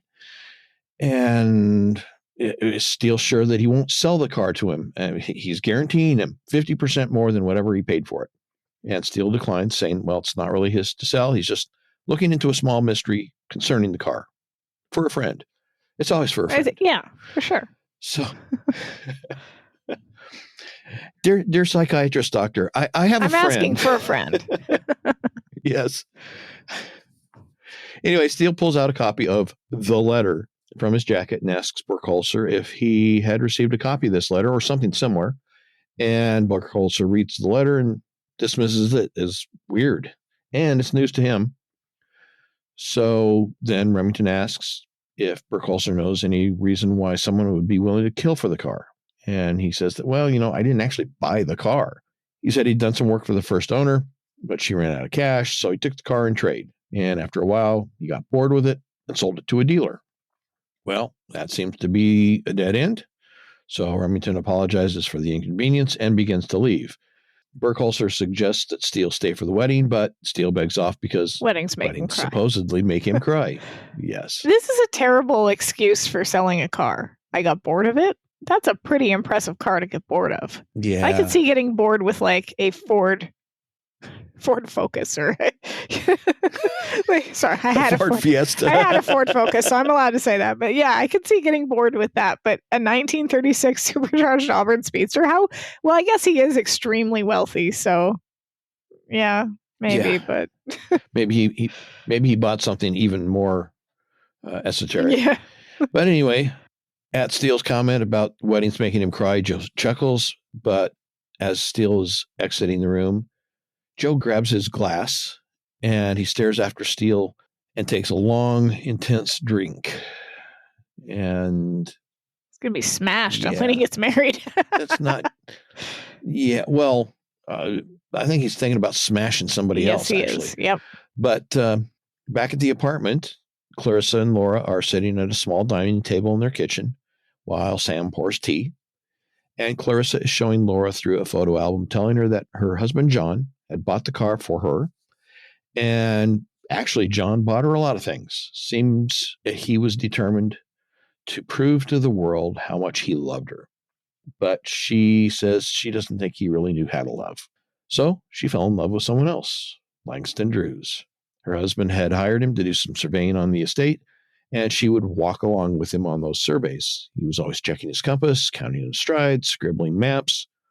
He was handsome. She felt empty, and he seemed to fill the void. At first, her husband didn't know about the relationship with Langston, but then she begins telling Laura about that fateful party. Her husband had given her the senselessly expensive necklace, she calls it, and then invited all their friends over to appreciate his generosity. Yep. And of course, she tells about how during the party, Langston had sent her a note. It was urgent. It was also risky, but she slipped away anyway. And she met him in the car, only to learn that he was insisting that they run away together right then, at that very moment. She was shocked, hadn't expected anything like that. And she was also terrified because it seemed like madness. So she said no, left, and returned to the party. But somehow, magically, Langston had taken the necklace off her neck. So when she returned to the party, it was gone, and her husband knew. Laura asks Clarissa if she thought that had been Langston's plan from the beginning. But Clarissa insists that she just couldn't believe that, but she didn't know what to think. And we never really get an answer with that because Langston's dead, right? But it is interesting to wonder if he loved her, if he genuinely loved her, why steal the necklace? Was he planning to do that when they ran away together? Like, was he hoping that they could finance their relationship by selling it off, and then when she denied him, took it anyway? Or I don't know. It's when she denied him, he took it as kind of a punishment, consolation. Yeah, maybe, could be. Yeah, because then her husband would know that the necklace is gone and that it's connected to him. Yeah, but yeah, you're right. We never really get an answer, and we really don't. We don't get an answer to his motivation, and we don't get an answer to her feeling or her opinion about his motivation, because she says she doesn't believe that it was his plan, but she didn't know. She's what also to not think, sure, which means that she's got her doubts about whether or not that wasn't, in fact, his plan from the very beginning. So, yeah, there is no answer to either one of these things. And that's what they're obviously using, and we'll get there when in a little bit, but this is the first indication that they're kind of using Langston as a stand-in for Mr. Steele in a lot of ways, because Laura is still unsure of his motivation for a lot of things and has her doubts about things. And of course, we don't get those answers or haven't gotten those answers yet. So this is sort of the beginning of that comparison that gets made. It's expanded on more in the original script, and I might have a couple of points that I think are, sorry. No, that's fine. That's fine. That's why we do this. So anyway, where were we? Oh, yes. He knew the grounds better than anyone. So he also knew that they would be waiting for them at the gate when he was trying to leave. So he was arrested. Her husband used his power and influence to ensure that Langston was given what she said was a hopelessly long prison sentence. Yeah. And despite having searched the car, the grounds, and the house repeatedly, she says hundreds of times, no trace of the necklace was ever found. Clarissa never saw Langston again. Her husband John died, leaving everything except the Auburn to the city. And of course, now the estate is a park, she thinks. And Laura concludes that then Clarissa must have met and married Sam, but Clarissa smiles and corrects her, saying, no, we're not married. We're just living together. It's more exciting that way. And in the original script, she says, and I like that they took this, I like and don't like that they took this out for two reasons. She says in the original script, they're just living together. They both need the Social Security checks, like for I guess a single person. And then she says it's more exciting that way. I get that the line about needing the Social Security checks was obviously there to establish that they are not wealthy. They're just getting by. So that makes sense from a plot perspective. But I like that they took it out because she kind of gets this little gleam in her eyes when she says, "Oh, I just think it's more exciting that way." And it's cute and I like it. Yeah, we're just having fun doing this. We're living in sin. Yes. But, I think we really get the sense that they are not wealthy just simply by looking at where they're living. Yeah. And looking at not just the apartment overall as Laura is approaching it, but just the inside of it as well. Yeah, that's a good point. It's got that old lived-in kind of worn, homey though. Well, yes, homey, but it's obviously it's not the home of somebody with a lot of money. No, so, exactly. Anyway, we have a time jump, and we are at an automotive repair noises. Shop. Don't spoil it! Don't spoil it! Sorry. As the camera slowly moves across the service bay, we see parts of an Auburn. Some scattered across the floor, others propped up against the walls, and there's the sound of heavy breathing and gentle moaning. Soon the Auburn comes into view, and the sounds continue. We see the cars jacked up from the floor, and as the camera continues to pan from the back of the car forward to the front, we see four legs in shop overalls, which are smeared with grease, protruding from underneath the car. Laura and Steele are on mechanics' dollies, and they roll out, and seems like the only thing they've got is a almost worthless piece of metal in Steele's hand. Yeah. And they look at each other and say, Steele asks, "How was it for you, Laura?" Oily. Yeah, oily. Yes. I have a question. Can you rent auto shops? Is that a thing you can do? It seems odd. Like they just suddenly have this space to take apart the car, and they've got their little overalls and I don't know. Maybe you can. Maybe there are places you can, but. Or maybe they just took out a 30-day lease on a spot or something. But I don't know in the civilian world, but I do know that, for example, on the military base we have here in town, I've been told by some people who are military people based here that they do have a shop where the service members can go, they can take their cars and work on them. So interesting. At least within the military community on this base here, there is that as an option. So I would presume that at some point, somewhere, they could probably have found something like this. Yes. Okay. Or they, with all the contacts that they have. True. Yeah. They'd probably have somebody willing to. They probably know somebody who owns a shop and say, "Hey, look, we've got this car. We need to tear it apart. We're looking for evidence. Have you got a bay that we can rent from you for 20 days, 15 days, and we'll pay you $1,500 for that bay," or whatever. However much you would make in profit from running that bay as a service bay, we'll pay you that. Yeah. Or maybe have a long-term standing arrangement with a shop. You never know. True.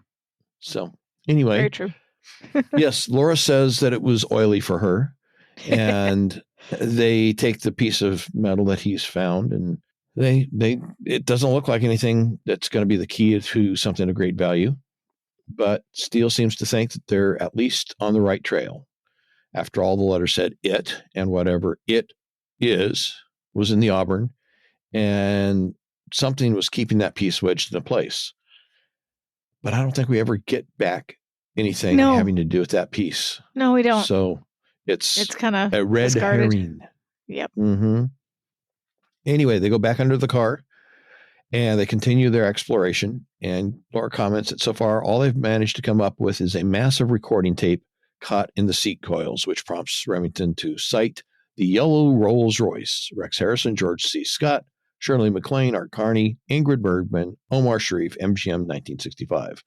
And Laura somewhat astoundedly asks, is there actually a movie for every case that we have?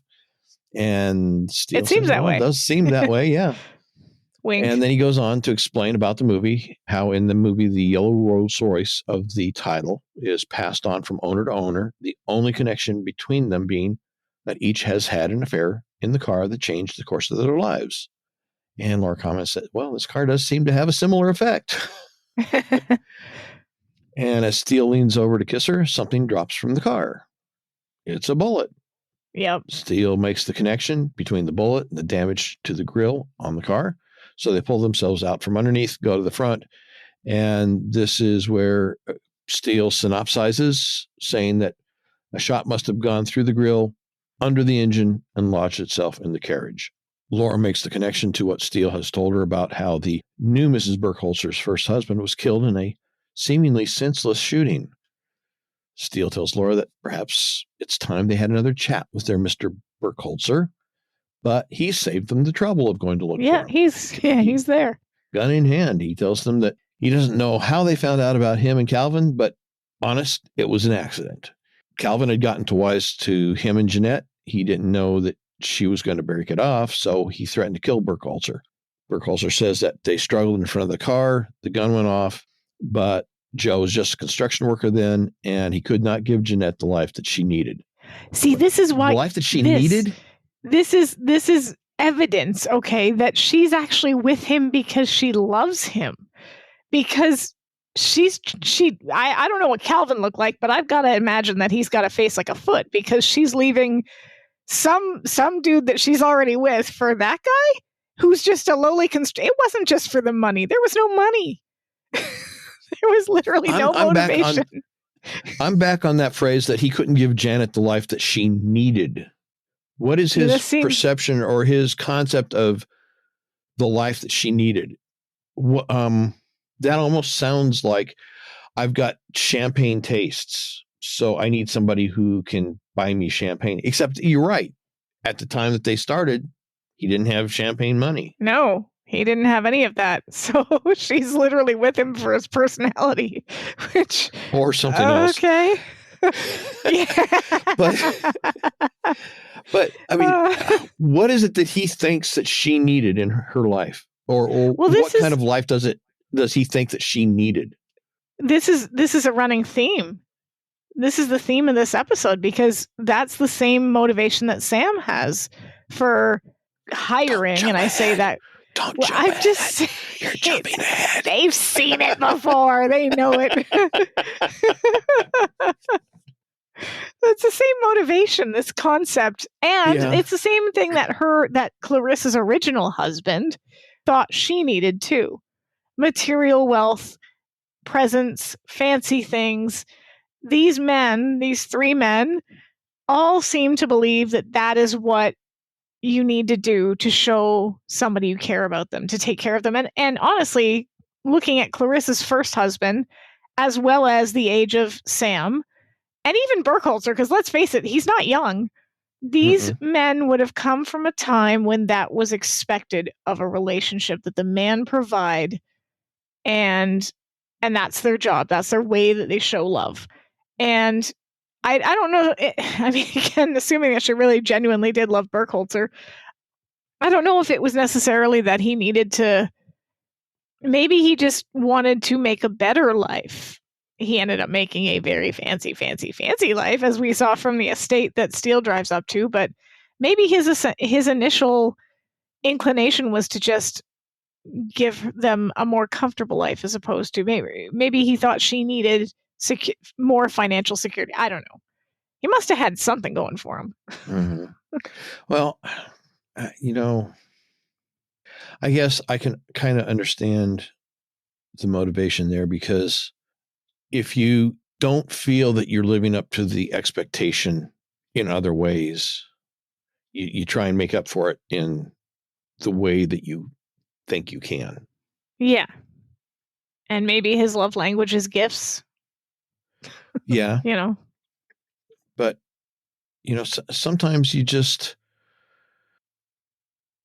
you just don't feel that you're living up to that standard that they are expecting, that you're a disappointment. And so this is how you try to express. I don't know. Yeah, Anyway. I just think that he was trying to take care of her the same way that John thought he was taking care of her. Obviously, there was no love in that marriage, but he thought probably that this is how you do it. This is what you do. You give them pretty necklaces and fancy cars and kill their partner. Yeah. Well, I think in Burkholzer's case, he was trying to he was trying to buy those things and give those things to her out of genuine love for her. He just didn't know how to express it any other way. Yeah. I think in the case of John, Clarissa's husband, I think it was all about him. Yeah. She was a trophy, and all those things that he was buying and giving to her, those were his way of getting applause and having people say, "Oh, isn't he such a wonderful man?" It was all about him. In his case, it was all about him. I think in Burkholzer's case, it's really more about Jeanette. But yeah, it's kind of a back weird way of expressing what he can't express any other, or doesn't feel like he can express any other way.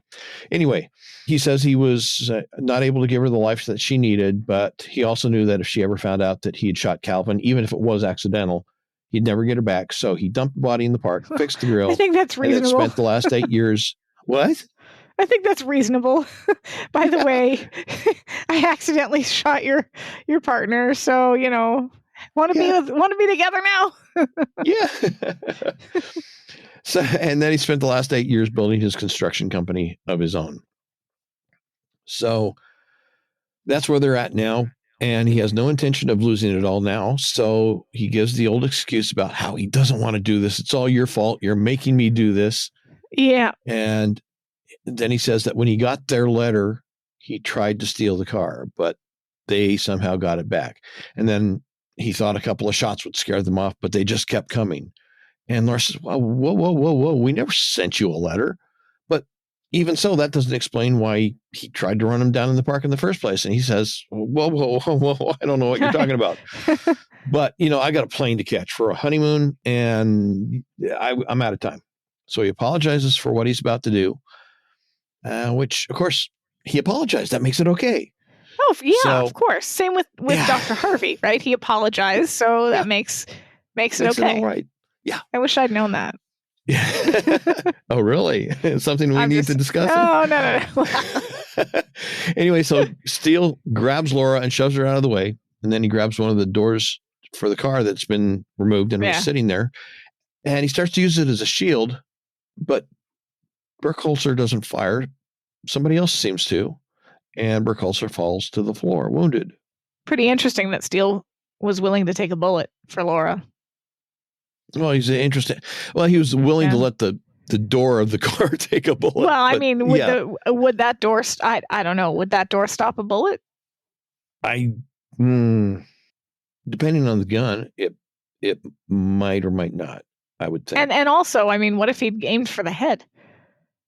It was a risk. That too. It was definitely a risk. But usually you shoot center mass because a bigger target is easier to hit. But if it's zombies, you got to aim for the head. Well, okay. But, in all these TV shows where they, the Westerns and the police shows where they shoot the gun out of the guy's hand, or, they shoot him, aim for the shoulder or the knee or whatever. That's all hocus, because you shoot for center of mass, because if you try and shoot these other things, you're going to miss.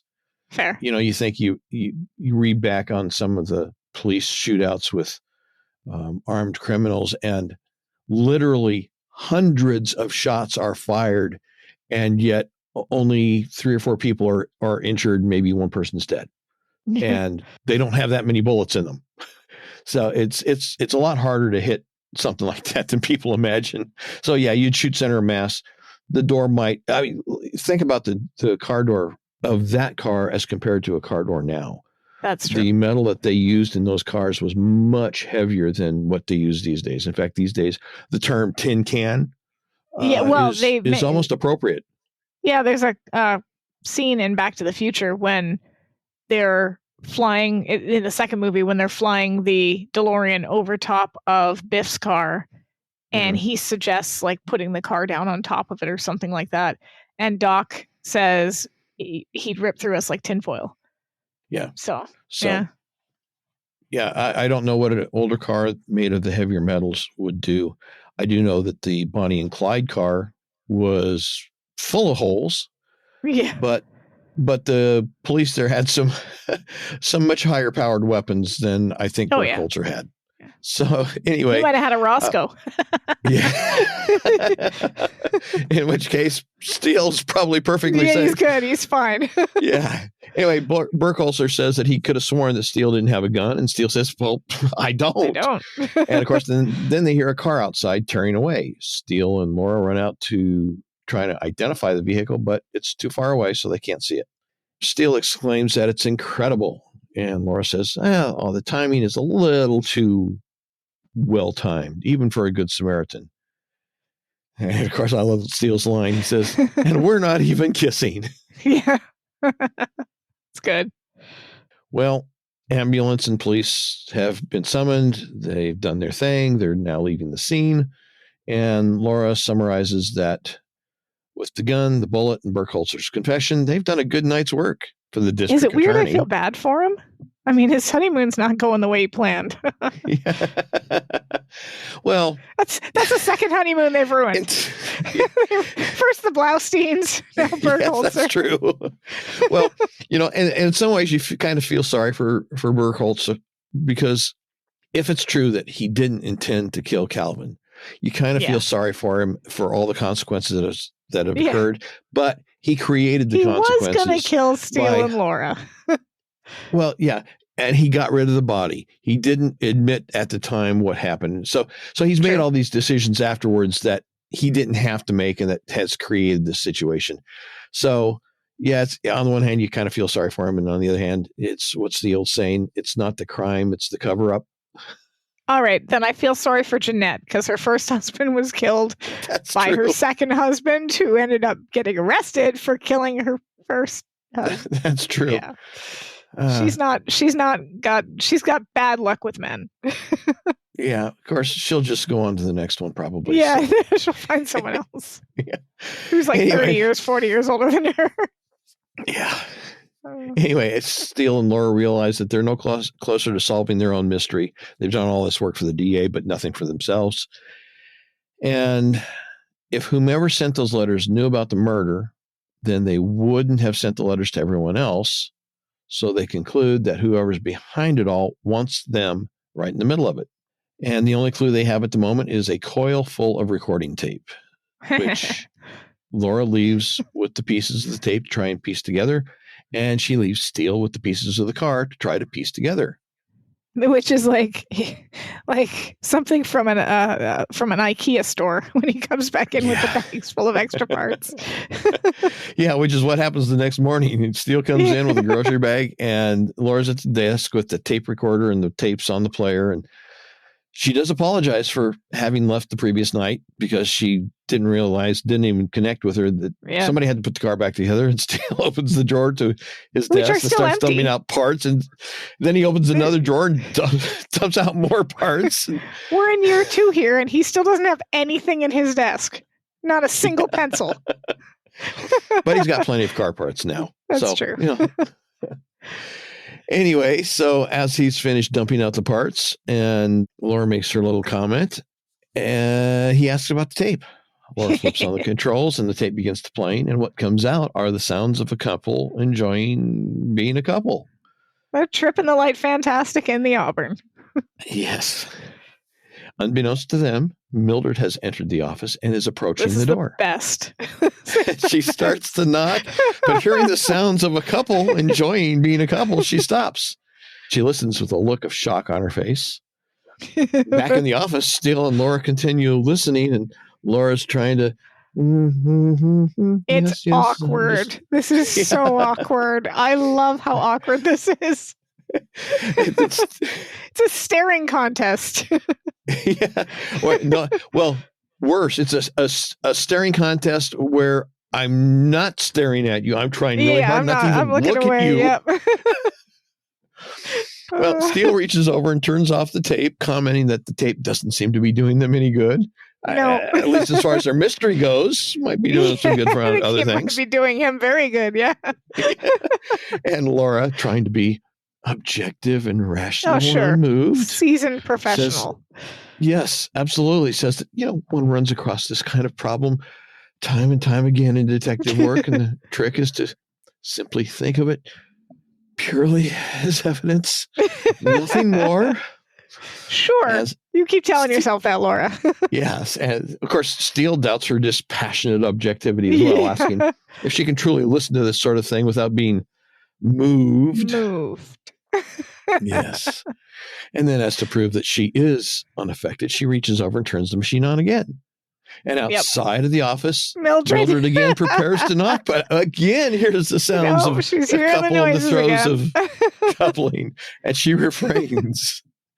I would like to point out that in the original script, at some point during this scene, in the original script, the Dark Prince sends another transmission, and Mildred, who's affected by the sounds coming from the office, she mutters under her breath, "Oh, honey, not now."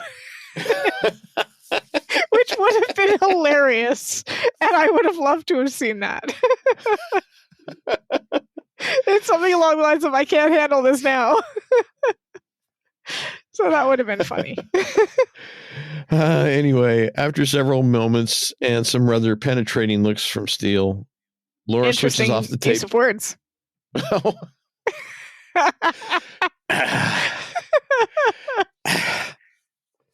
I'm just saying. Okay. Anyway, Laura switches off the tape, admitting that, yes, it's driving her crazy. And okay, so she's only human. Yep. And Steele mirrors her confession about being human. And the entire bloody case has been like this, an obtuse reference to all the passions involved throughout the case. In fact, he says he's starting to think that they're the only two people in the state have yet to make love in that car. Which, okay, knowing that, would you want to? I mean, I don't think it's probably been cleaned at least once or twice, but still, I wouldn't want to join that club. That reminds me. There's an episode of The Office where the topic is all the couples who have coupled in the office. And Jim and Pam get caught trying to sneak into Ryan's little cubby. Oh, no. He says, okay, well, just when you're done, turn off the lights. I also think it's interesting that we don't know about Wesley, but with the exception of Wesley, and maybe not, every single couple that has coupled in that car, it's been an affair. Yeah. So maybe that's bad luck. I don't know. Just a thought. Anyway, after Steele's comment, Laura says that she doesn't go looking for that. And Steele says, oh, really? Well, what about all the hints you've been dropping? First Tom Jones, and then this, as he pulls out a piece of paper and reads. The paper. And so he took her as only a man can take a woman who yearns, who begs to be taken. And of course, Laura starts laughing, although it's a nervous laugh, but it's a laugh nonetheless. And Steele challenges her, saying, Laura, can you honestly stand there and tell me you don't want us to be lovers? And she's almost teasing him when she says, well, you know I do. Yeah. Well, then why aren't we on the phone right now, planning a weekend in paradise? I've got 2 tickets. Sorry. Yeah, no. What is it you're really afraid of? And then this is where it comes back to what you were talking about earlier. Yep. She simply says, Langston Drews. And this is where, in the original script, there's way more to this conversation. It would have been nice if we had got some of it, because what we do get feels like a weak excuse on her part, because he says something like, oh, is this about my past? And we don't get any more of that because that's when Mildred shoves the file folder underneath or whatever. But that in and of itself feels like it's a bit of a weak. Like, we're going to go back to that all the time because this is what we have to fall back on. Whereas in the original script, he says, after he says, why aren't we on the phone right now? She says, because it can't just be a quick weekend anymore. If we tried that and it didn't work, I couldn't go back to us just working together. It'd be over and I'm not ready for it to be over. And then he says, at first you were afraid because you thought if we made love, I'd run havoc with the agency. Then you were afraid you'd get in too deep, you'd lose yourself. And now you say it's because you care too much. What are you really afraid of? And that's when she says Langston Drews. And he says, who? And she says, exactly who? A mystery man that cut a fast tango through a woman's life. And this part's still in there. And when he says, you mean my past, don't you? And she says, you want me to trust you. Isn't that the sword that cuts both ways? I can't keep a secret. Or sorry, I can keep a secret. Why not tell me who you are? And he says, because I can't do that. And she said, well, you asked, and right or wrong, I answered. Now it's your turn. Tell me what it is you're really afraid of. And that's when Mildred interrupts, which... That should have been left in. Yeah. That really should have been. Because it gives us more. It gives us more of a reason as to why Laura's worried, rather than just kind of the blanket, it's your past. It's because it's clear that he's not Langston Drews. And you can understand where she's making the connection. It's superfluous, but it's there. And then when she says, like, why won't you tell me who you are? This is a year that they've been together. This is a point where he theoretically should be able to trust her, and he won't or can't or whatever reason. But he says, I can't do that. And that makes sense for her to pull back and say, well, then that's your answer. This is my answer. Well, in that you had said something about, I don't remember how you said it now. And I was trying so hard to remember how you said it, about how it changes her explanation. Yeah. And makes it more solid, not so weak. Yeah. But what it also does is it advances the relationship. Yes, it does. It's not just that it makes her excuse or her response stronger. It advances the relationship. It tells part of the story that hasn't really been stated clearly up to this point. I mean, it's been there in subtext.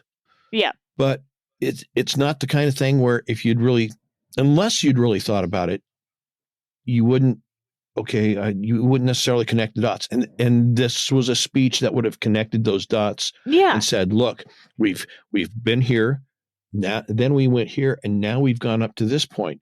So yeah, it moves their relationship forward in just a very few short sentences. And it takes some of the, I don't want to say blame because that's not the right word, but it takes some of the responsibility off of her, because she's again asked him point blank, why won't you tell me who you are? And this is a reasonable thing to want to know. If you're going to get in deeper with someone, you kind of want to know their name. Like that's not unheard of to make that request. And the fact that he at this point still won't give her that answer or even tell her why, that I could see would be a very good reason for her to go, okay, well then I'm going to pull back, at least for now, because it also moves the goal closer, because it's no longer, okay, we're just going to have a weekend fling, have a good time, get your teeth rattled, the itch scratched. Yes. Now it's okay, I'm looking for something that's going to be more long term. And when she turns it back on him and says, what are you afraid of? And he says, depending on how Pierce had spoken the line, I can't tell you. Yeah. It opens up the possibility of not, I won't tell you, not that I'm afraid to tell you, but there are reasons that prevent me from telling you, which in some ways would shift the whole situation, because it's no longer changes just the him. Dynamic. Yeah, it's no longer him just withholding information because he's afraid to tell her. It's him withholding information because there is a reason not to tell her. Yeah. Yeah, it changes the dynamic for sure. And it's a shame that they didn't keep at least that much. I kind of understand why they cut out a lot of the other stuff we haven't even touched on. Right. It's a tighter script this way, but there's a couple of things I wish they had kept. Sometimes they cut things out that they shouldn't and leave in things that could have been omitted. Yeah, I agree. So anyway, back to the script, back to the episode. Well, we have the scripted version. So yes, their attention is diverted by a sound and a peripheral sense of motion. Mildred has slipped a file folder under the door and is swishing it back and forth at the end of a coat hanger. They walk to the door, pick up the folder, and Steele opens the door. And Mildred gets up from her knees and casually says, I see you got my research. Yeah, here it is. As if being on her knees outside the door, slipping a file folder under totally and normal. swishing it about are the most natural thing in the world to do. Happens every day. Yeah. That's how I deliver file folders. Isn't it how you deliver file folders? Yeah. I mean, it's hardly unusual and certainly not worthy of comment. And of course, Steele obliges by not making a comment. Instead, he just suggests that, we were on our way out. Working on the case. The case. Yeah. And sure, the case, Mildred agrees and gives Laura a knowing wink. Yes. And of course, Laura has no clue. Yeah, she's so confused. So Laura and Steele are back at the home of Dr. Harvey. They begin by telling him that they found his car. And, oh, by the way, is your wife back from your trip yet? No, she decided to stay a few days longer. And, of course, Laura confronts him on this, saying that, well, according to our research, you've never been married. So that's anything else you'd like to correct? An awfully big house for a single man. Like, what is he doing in it? Well, he collects a lot of stuff, maybe. I mean, I guess, yeah. Just my wife and I live in a house. Her dad lives with us because of circumstances. Yeah. It's a very large house. I mean, it's probably the largest place that we've ever lived in. It's got 5 essentially bedrooms. And neither one of us actually could imagine filling this thing up when we first moved in here. And now I could use about 3 more rooms. Isn't that always the way it works, though? Like you like fish, you expand to fit your surroundings. Yeah. So I can see how a single man could have a house this large and it not be a problem and not have any wasted space in it. It's just full of stuff. So I can see it. I'd like to have that problem. Yeah. A lot. Like I'd really like to have that problem. Yeah. Maybe have Pitkin's problem, Yeah. I don't want any prison. Pitkins. Her like her though. prison. So that I'll sell the Pitkins. Yes. Give them away. Maybe the Terrible Trio would want them. Yeah. Anyway, Dr. Harvey realizes that they found the tape and he surmises that it's a shakedown, saying that he knew when he came back and found them there, it was no accident. And then when he went through his mail and he found the letter that they sent, and then he asks, how much do they want to keep quiet about Monica, the patient he had an affair with? Monica. Interesting. This hadn't happened yet, but I'm just saying. Like, a little bit of Monica in his life? Well, I was thinking more along the lines of a man in a position of power having an affair with a woman named Monica. Oh. When has that ever happened? No, I'm just kidding. Never. Yeah. Anyway, Laura is somewhat shocked that he had an affair with one of his patients. And then the doctor, again, as he did before, tries to make excuses for himself, portraying himself as just being misunderstood. Yeah, saying that he'd done a miracle with her. He changed her life around, changed her from a broken spirit, crushed by betrayal and rejected at every turn, and helped her to build a whole new life, complete with a new job, new friends, and new clothes. And then they weren't dating. They were sessions. Sessions. Even though they knew it really wasn't. And then there were the trips in the Auburn, and then there was the trip that was just more than a trip. And then someone learned about their special sessions. Did you notice the rather unhealthy parallel between Laura and Mr. Steele and Dr. Harvey and Monica? He claims to have built her bit by bit. and created this whole new person, new job, new friends, new clothes. I mean, obviously, made that connection. Yeah, I thought about it when he was talking about it, and I just no. I didn't notice it till I was making my notes, right? But like, it was interesting because I thought, well, I guess Laura kind of did that, but in a much healthier way. She's obviously not taking advantage, because that is a real ethical breach. My I don't know if I should say this, but my dentist lost his license for 6 months because he married a patient. Like, you don't do that. Yeah, I think you'd mentioned that before. Yeah. Yeah. So, yeah, but it's funny. It just felt like they were, I don't know if it was intentional that they were making this parallel, but I caught it when I was making the notes that he claims to have rebuilt this woman and gave her all these things. And that's kind of what Laura did with Mr. Steele, but not quite as creepy. And then there's the one that I know about where a teacher in my high school had a relationship with a student, got pregnant, and was made principal. No. Ew. Yes. Sorry, yes. As a person in that profession, I just can't. No. Ew. Yeah. She got, I won't say rewarded, but it obviously wasn't a big enough issue that it kept her from becoming principal. Anyway, there was Monica. And after somebody found out about their special sessions and the recorder he found under the seat, he told her that he was breaking it off. She had this violent reaction, which was the cause of the damaged fender because she expressed herself in that way. Yeah. And so the good doctor began paying for her sessions with another psychiatrist. It's just so generous of him. Literally the least he can do. Oh, yeah. And it probably was about the least he could do. Literally the least, yeah. And so then he took off to Europe to give things time to cool off. And Laura tells him, well, they never sent the letter. They have no interest in his indiscretions. She hands the doctor the tape. Steele hands the doctor the tape, adding that there are no copies and there's nothing on the recording that is of interest to them. Doctor's perplexed. He doesn't understand. Laura says, join the club. Also, I don't know about you, but I definitely think they should be reporting this man. Well, this is not a man that should be a psychiatrist.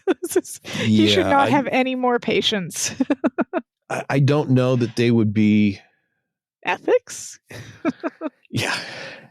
I don't know that they would be in a position to report it, though. Well, they just send the tape to the psychiatry board and be like, by the way, this is Dr. Harvey. The tape apparently, or presumably, doesn't have any specific incriminating details. It just has various auditory expressions. That's fair. That's a good point. But since they were not the ones involved in the relationship. Yeah, that's true. And since they have no direct personal knowledge of it other than his statement, which doesn't really constitute evidence in of itself because, well, he told me this. Well, okay, that's what you're saying, but that doesn't really, that's not really specific evidence. I don't think they could report it and it be accepted as anything other than hearsay. So, that's true enough. There's what's that legal principle? You can't sue somebody just because someone was hurt or offended or whatever. You have to have a personal stake in the case. So anyway. Okay. Well, let's see. We are over at the McCollum estate. Laura and Steele are walking down the steps toward that patio that the party had taken place in so many years previously. They conclude that, well, if it wasn't Dr. Harvey and his tape or Burkholzer and his bullet, then the only one left is Clarissa McCollum and her missing necklace. Steele states, matter-of-factly, that the necklace is not in the car. No. And Laura muses that Clarissa had said that they'd searched the car when they stopped Langston at the gate, and they couldn't find it. But he had it when he left. And Steele wonders what happened to Langston Drew.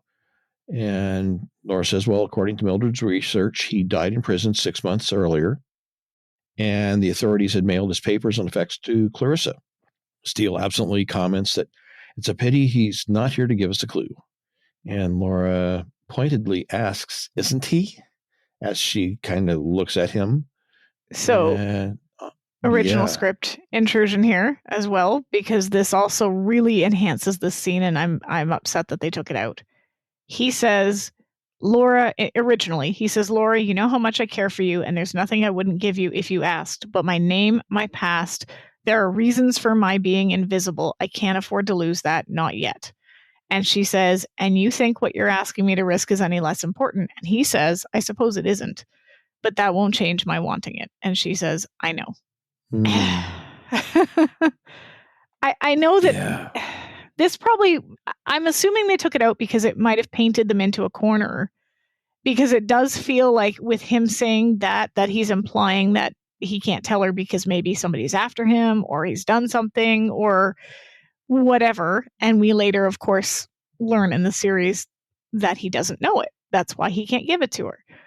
But at the same time, I still think you could have worked it in that way and had him basically just say, like, this is something I can't give you right now, and have her acknowledge that and say, okay, well, then there's something I can't give you. And they both understand that, and they're not angry.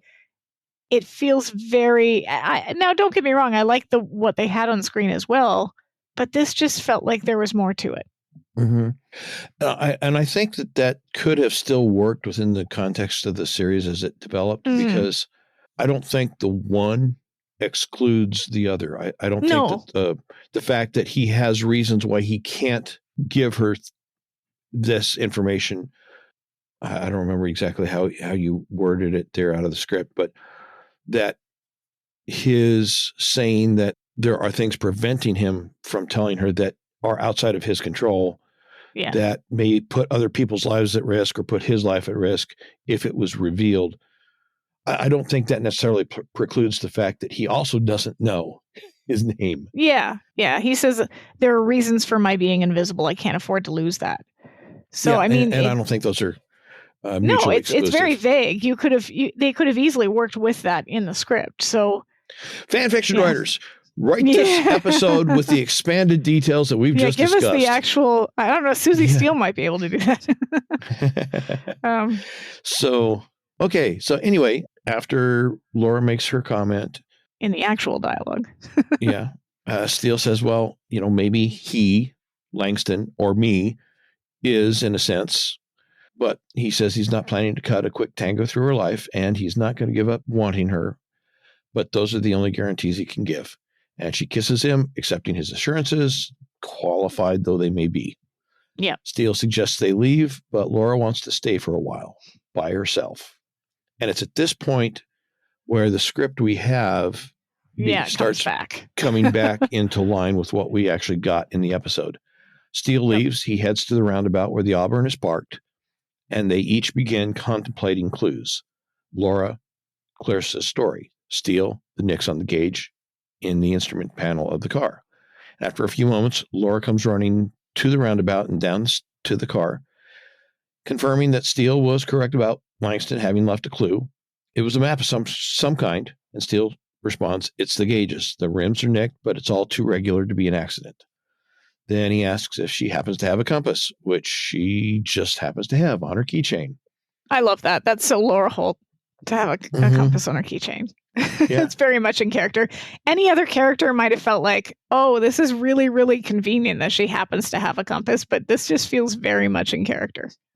And of course, maybe they're not so common anymore, but they used to be somewhat common for people to have those little keychains that had a compass on. That would be really handy for me, because I can't tell you the amount of times when somebody has told me a direction and they've been like, oh yeah, it's on the south side of the building. And I'm like, what am I, a sea captain? I don't know where south is. Like, I don't. I have no clue. Well, what's so frustrating is to be the person on the other side of that. And it's like, how can you not know? Well, okay, and I'll explain it. This is north is supposedly always facing the same way, but I'm not. So I don't know if I'm facing the right way that north is. Well, the geography never changes. I mean, that if these mountains are over to the east, they're always going to be over to your east. But I don't know that. I don't know that at all. I would need, this is why I want a compass on my keychain. Anyway, so Laura says she thinks she knows where Langston went after stealing the necklace. So they drive to the spot in the wooded portion of the grounds. They get out and start walking toward a small clearing. They walk to a large tree and then begin pacing out steps in various durations and in various directions based on their interpretation of the nicks on the instrument panel. And eventually they come to a familiar large rock. They work to move the rock a short distance and then begin digging. And beneath where the rock originally sat, they find a roll of fabric. They unroll it and they find the necklace. It wasn't buried that deeply. I'm surprised it didn't get moved in the rock didn't get moved, or that somehow it wasn't uncovered in some way, shape, or form, because it was kind of just stuck under there. If you'd move the rock just a little bit, it's easy enough to find with your hands. Well, that's true, but in a park that as big as we might presume that it is, that's a pretty small package. True. To find. And you'd almost have to know to look in a particular area for it in order to get close to it. So I can see how it could go for a long time. I mean, I just mean accidentally, like a landscaper might have moved the rock or somebody might have it's okay. A long 1936 was a long time ago. So it's interesting that remained untouched for that long. Well, I was just reading something here recently. Some kid found apparently some huge, humongous raw diamond. Wow. In a national park here recently. I mean, how old are diamonds? Yeah, that's true. And I don't imagine that he had to do much digging for it. So I can see how something could remain undiscovered for an extended period of time. I wonder if Steele got a finder's fee. Well, I'm thinking that since he found it in a national park, the government's going to claim ownership of it. No, I meant Steele with the necklace. Oh. I wonder if they get their finder's fee for that at least. I don't think there were any rewards actually put out on it. But darn it. Anyway, as they unroll it and they're looking at the necklace, they hear Sam's voice say, "Found by the best detectives in the city." He admits that he sent all the letters. He had thought that one of the former owners of the car had probably found what they were looking for, and he was trying to test their reactions. And he chuckles, saying, "Who would have thought that an old car would have so many secrets?" Yeah, no kidding. He solved a murder. Sam's really the detective here. Well, kind of, yeah. But Laura doesn't seem to understand. She says he knew about the necklace, so why all the theatrics? And Sam says, well, sure. He knew about the necklace. He didn't know where to find the necklace. And the papers that they'd received after Langston's death simply said that the key to finding the necklace was in the car. But that was it. No other explanation. And so then he transitions from the how to the why, saying that he and Clarissa aren't rich. He realized that if he could lay his hands on the necklace, he could give her everything that he wants for her, all the things that he could never give her. So after they got the papers from Langston's death, he spent his savings hiring a private detective, a cheap one, a cheap detective who took all of his money and gave him nothing but the list of the names of the previous owners in return. No key, no necklace, no nothing. So he stole the car. He feigned trying to run them down in the park, but he wasn't trying to hurt them. He just didn't have any more money to pay them with, and he wanted the best detectives he could get working on the case to try and find the necklace. And a rogue car seemingly trying to run them down sounded like a good way to get them interested. And of course, he never figured there was going to be a killer, but when Burkholzer took those shots at them, he determined that he needed to stay close by. After all, they were working for him, even though they didn't know it. And he didn't want them to get hurt on his account. Now, despite having just said he didn't want them to get hurt on his account, he pulls out a gun and says, "Give me the necklace or else." Yeah. And I wonder if he hadn't done that, if he had simply just asked, do you think they would have given it to him? Because I think they would have. Yeah. I mean, it was Clarissa's to begin with. Yeah. Like, I think they would have just been simply a recovery, action. And his intervening with Burkholzer saved their lives. So I don't think that anybody would really blame him for what he did, especially if Burkholzer wasn't dead. He survived. Right. I'm sure it would be still investigated, but like it wouldn't. It's not attempted. He was just trying to help. So I think if he had just said, "Can I have the necklace, please?" Yeah. See, the thing is, what a lot of people don't understand is that if you shoot somebody like he did, Burkholzer, trying to protect somebody else's life, that's actually not a crime. Yes, it'll be investigated. It would still be considered a crime here. Well, yeah. And from what I understand, in England, even having a water gun is considered a major crime. Yeah. But I mean, the concept is, if somebody's life is in danger and you're trying to save them and protect them, as long as what your action was reasonable within the context of the situation and not out of line, then it's not a crime, because you were just simply acting to try and protect life. You were not acting to harm somebody intentionally. And, there was an old saying that a lot of people don't even know anymore, and certainly isn't believed by so many people anymore, that if you go outside of the law, you're no longer protected by the law.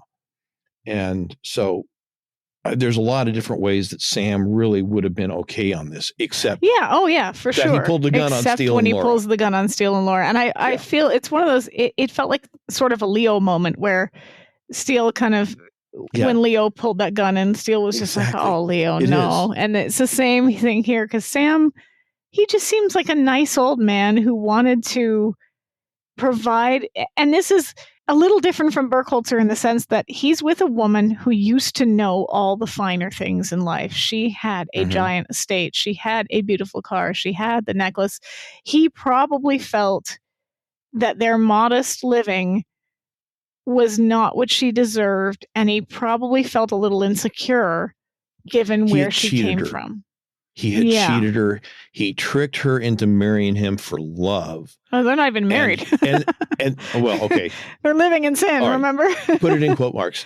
And that she has finally realized that he's not what he convinced her that he was at the beginning, but she's kind of stuck with him now. Yeah, like in his mind. And that's how he feels. Yeah, it's not true, obviously, because Clarissa shows up and basically says, all those things are not important to me. I didn't want the necklace when John gave it to me. I don't want it now. Yeah, and that's what happens. I mean, Laura initially tries to urge him not to do it, and then Clarissa comes and says, don't do it. And, of course, he's a little irritated. He says, I told you to wait in the car. I was never one to do what I'm told. You know that. You know that. They are so sweet. They are the sweetest couple. They are. And then it does. He says that the necklace is worth $1 million. It could be a whole new life for them. But she says, no, it's too late for a new life. Let's keep the one we have. And she says exactly the same things that you just said. And when they're all done, after they have their little exchange, Clarissa turns to Laura and asks if Sam's going to have to go to prison like Langston. Steele starts by saying that, well, he did save their lives. And Laura concludes by saying that if he cooperates, there's a good chance he won't have to. So Clarissa turns back to Sam and says, put it down, come home, be somebody to make the tea and to keep our bed warm. That's all I want. That is the sweetest line. I love that line. Just someone to make, because isn't that boiled down to it?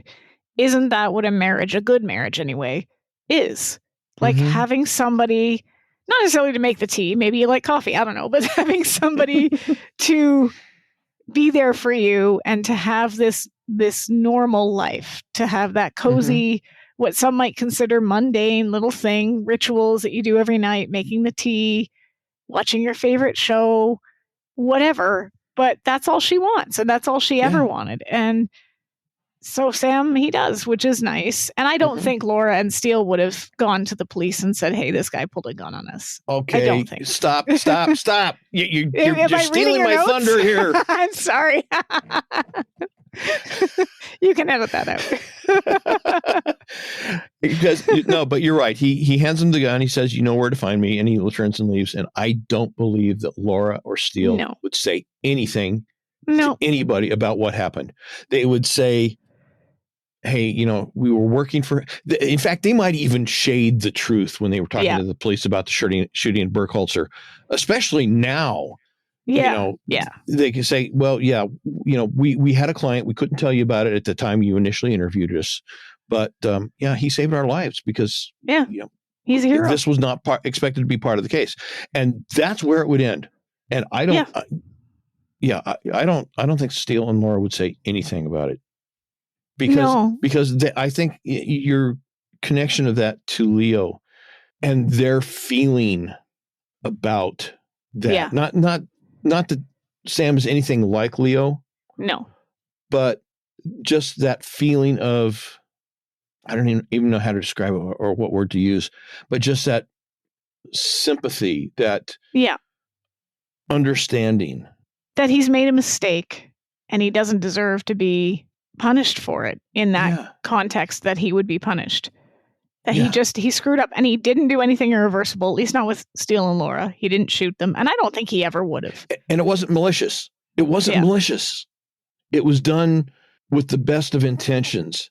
And like you said, nobody really got hurt except Burkholzer. But who was a killer? That was only a response to something that he had done. So no, not at all. It's I really think that they would not have said anything. Anyway, later at the office, Laura is at the computer printer and she's engrossed with one of the printouts, and she does not hear Steele come out of his office. She doesn't hear Steele come out of his office and come up behind her. And he asks what she's so absorbed in, but she insists it's nothing. Really. I mean, just a rundown on the case. Yeah, sure. She informs him that Clarissa has turned the necklace over to the city with the rest of the estate that had already been given to them. But Laura finds it hard to stop thinking about those people, all that passion, all that love. And Steele lightly jokes that at least they won't be tortured by the constant thought of what they might be doing in the Auburn. And Laura laughs nervously, but she's saved from further embarrassment by a woman leading a boy into the office. She introduces herself as Alma Prince, and she's looking for a Mildred Krebs.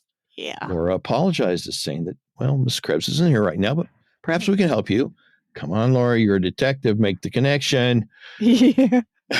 Alma Prince explains that her son, Robert, had become a little too fond of playing with his computer and has been sending Miss Krebs, among others, transmissions of a, shall we say, sensitive nature.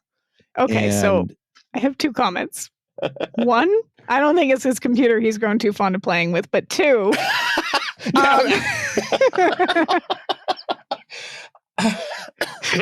Okay. Two, just enough right there.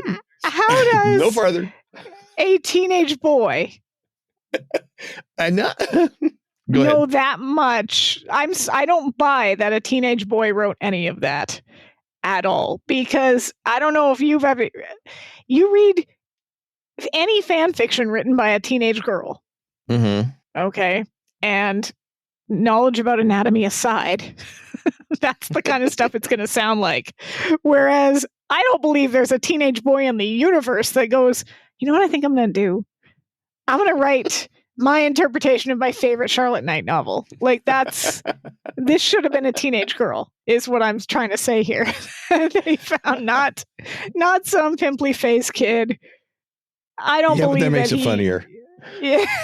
It does make it funnier, but and it could be that you say, well, what teenage boy would write something, or actually a young teenage boy would write something like that. And what jumped into my mind was, I don't know if you know anybody who's ever done this, and I'm sure you would never have done this. You get a report assigned to you. You get a report in school assigned to you. And you kind of wait until like almost the last minute to get started on it. And so you go find an encyclopedia on the subject and you just rewrite what's in the encyclopedia. Yeah, of course. As your paper and you hand it in. Absolutely. That's what I thought of when you were talking about that. Well, that he's taken Charlotte Knight's novels and just rewritten them for a bit, maybe.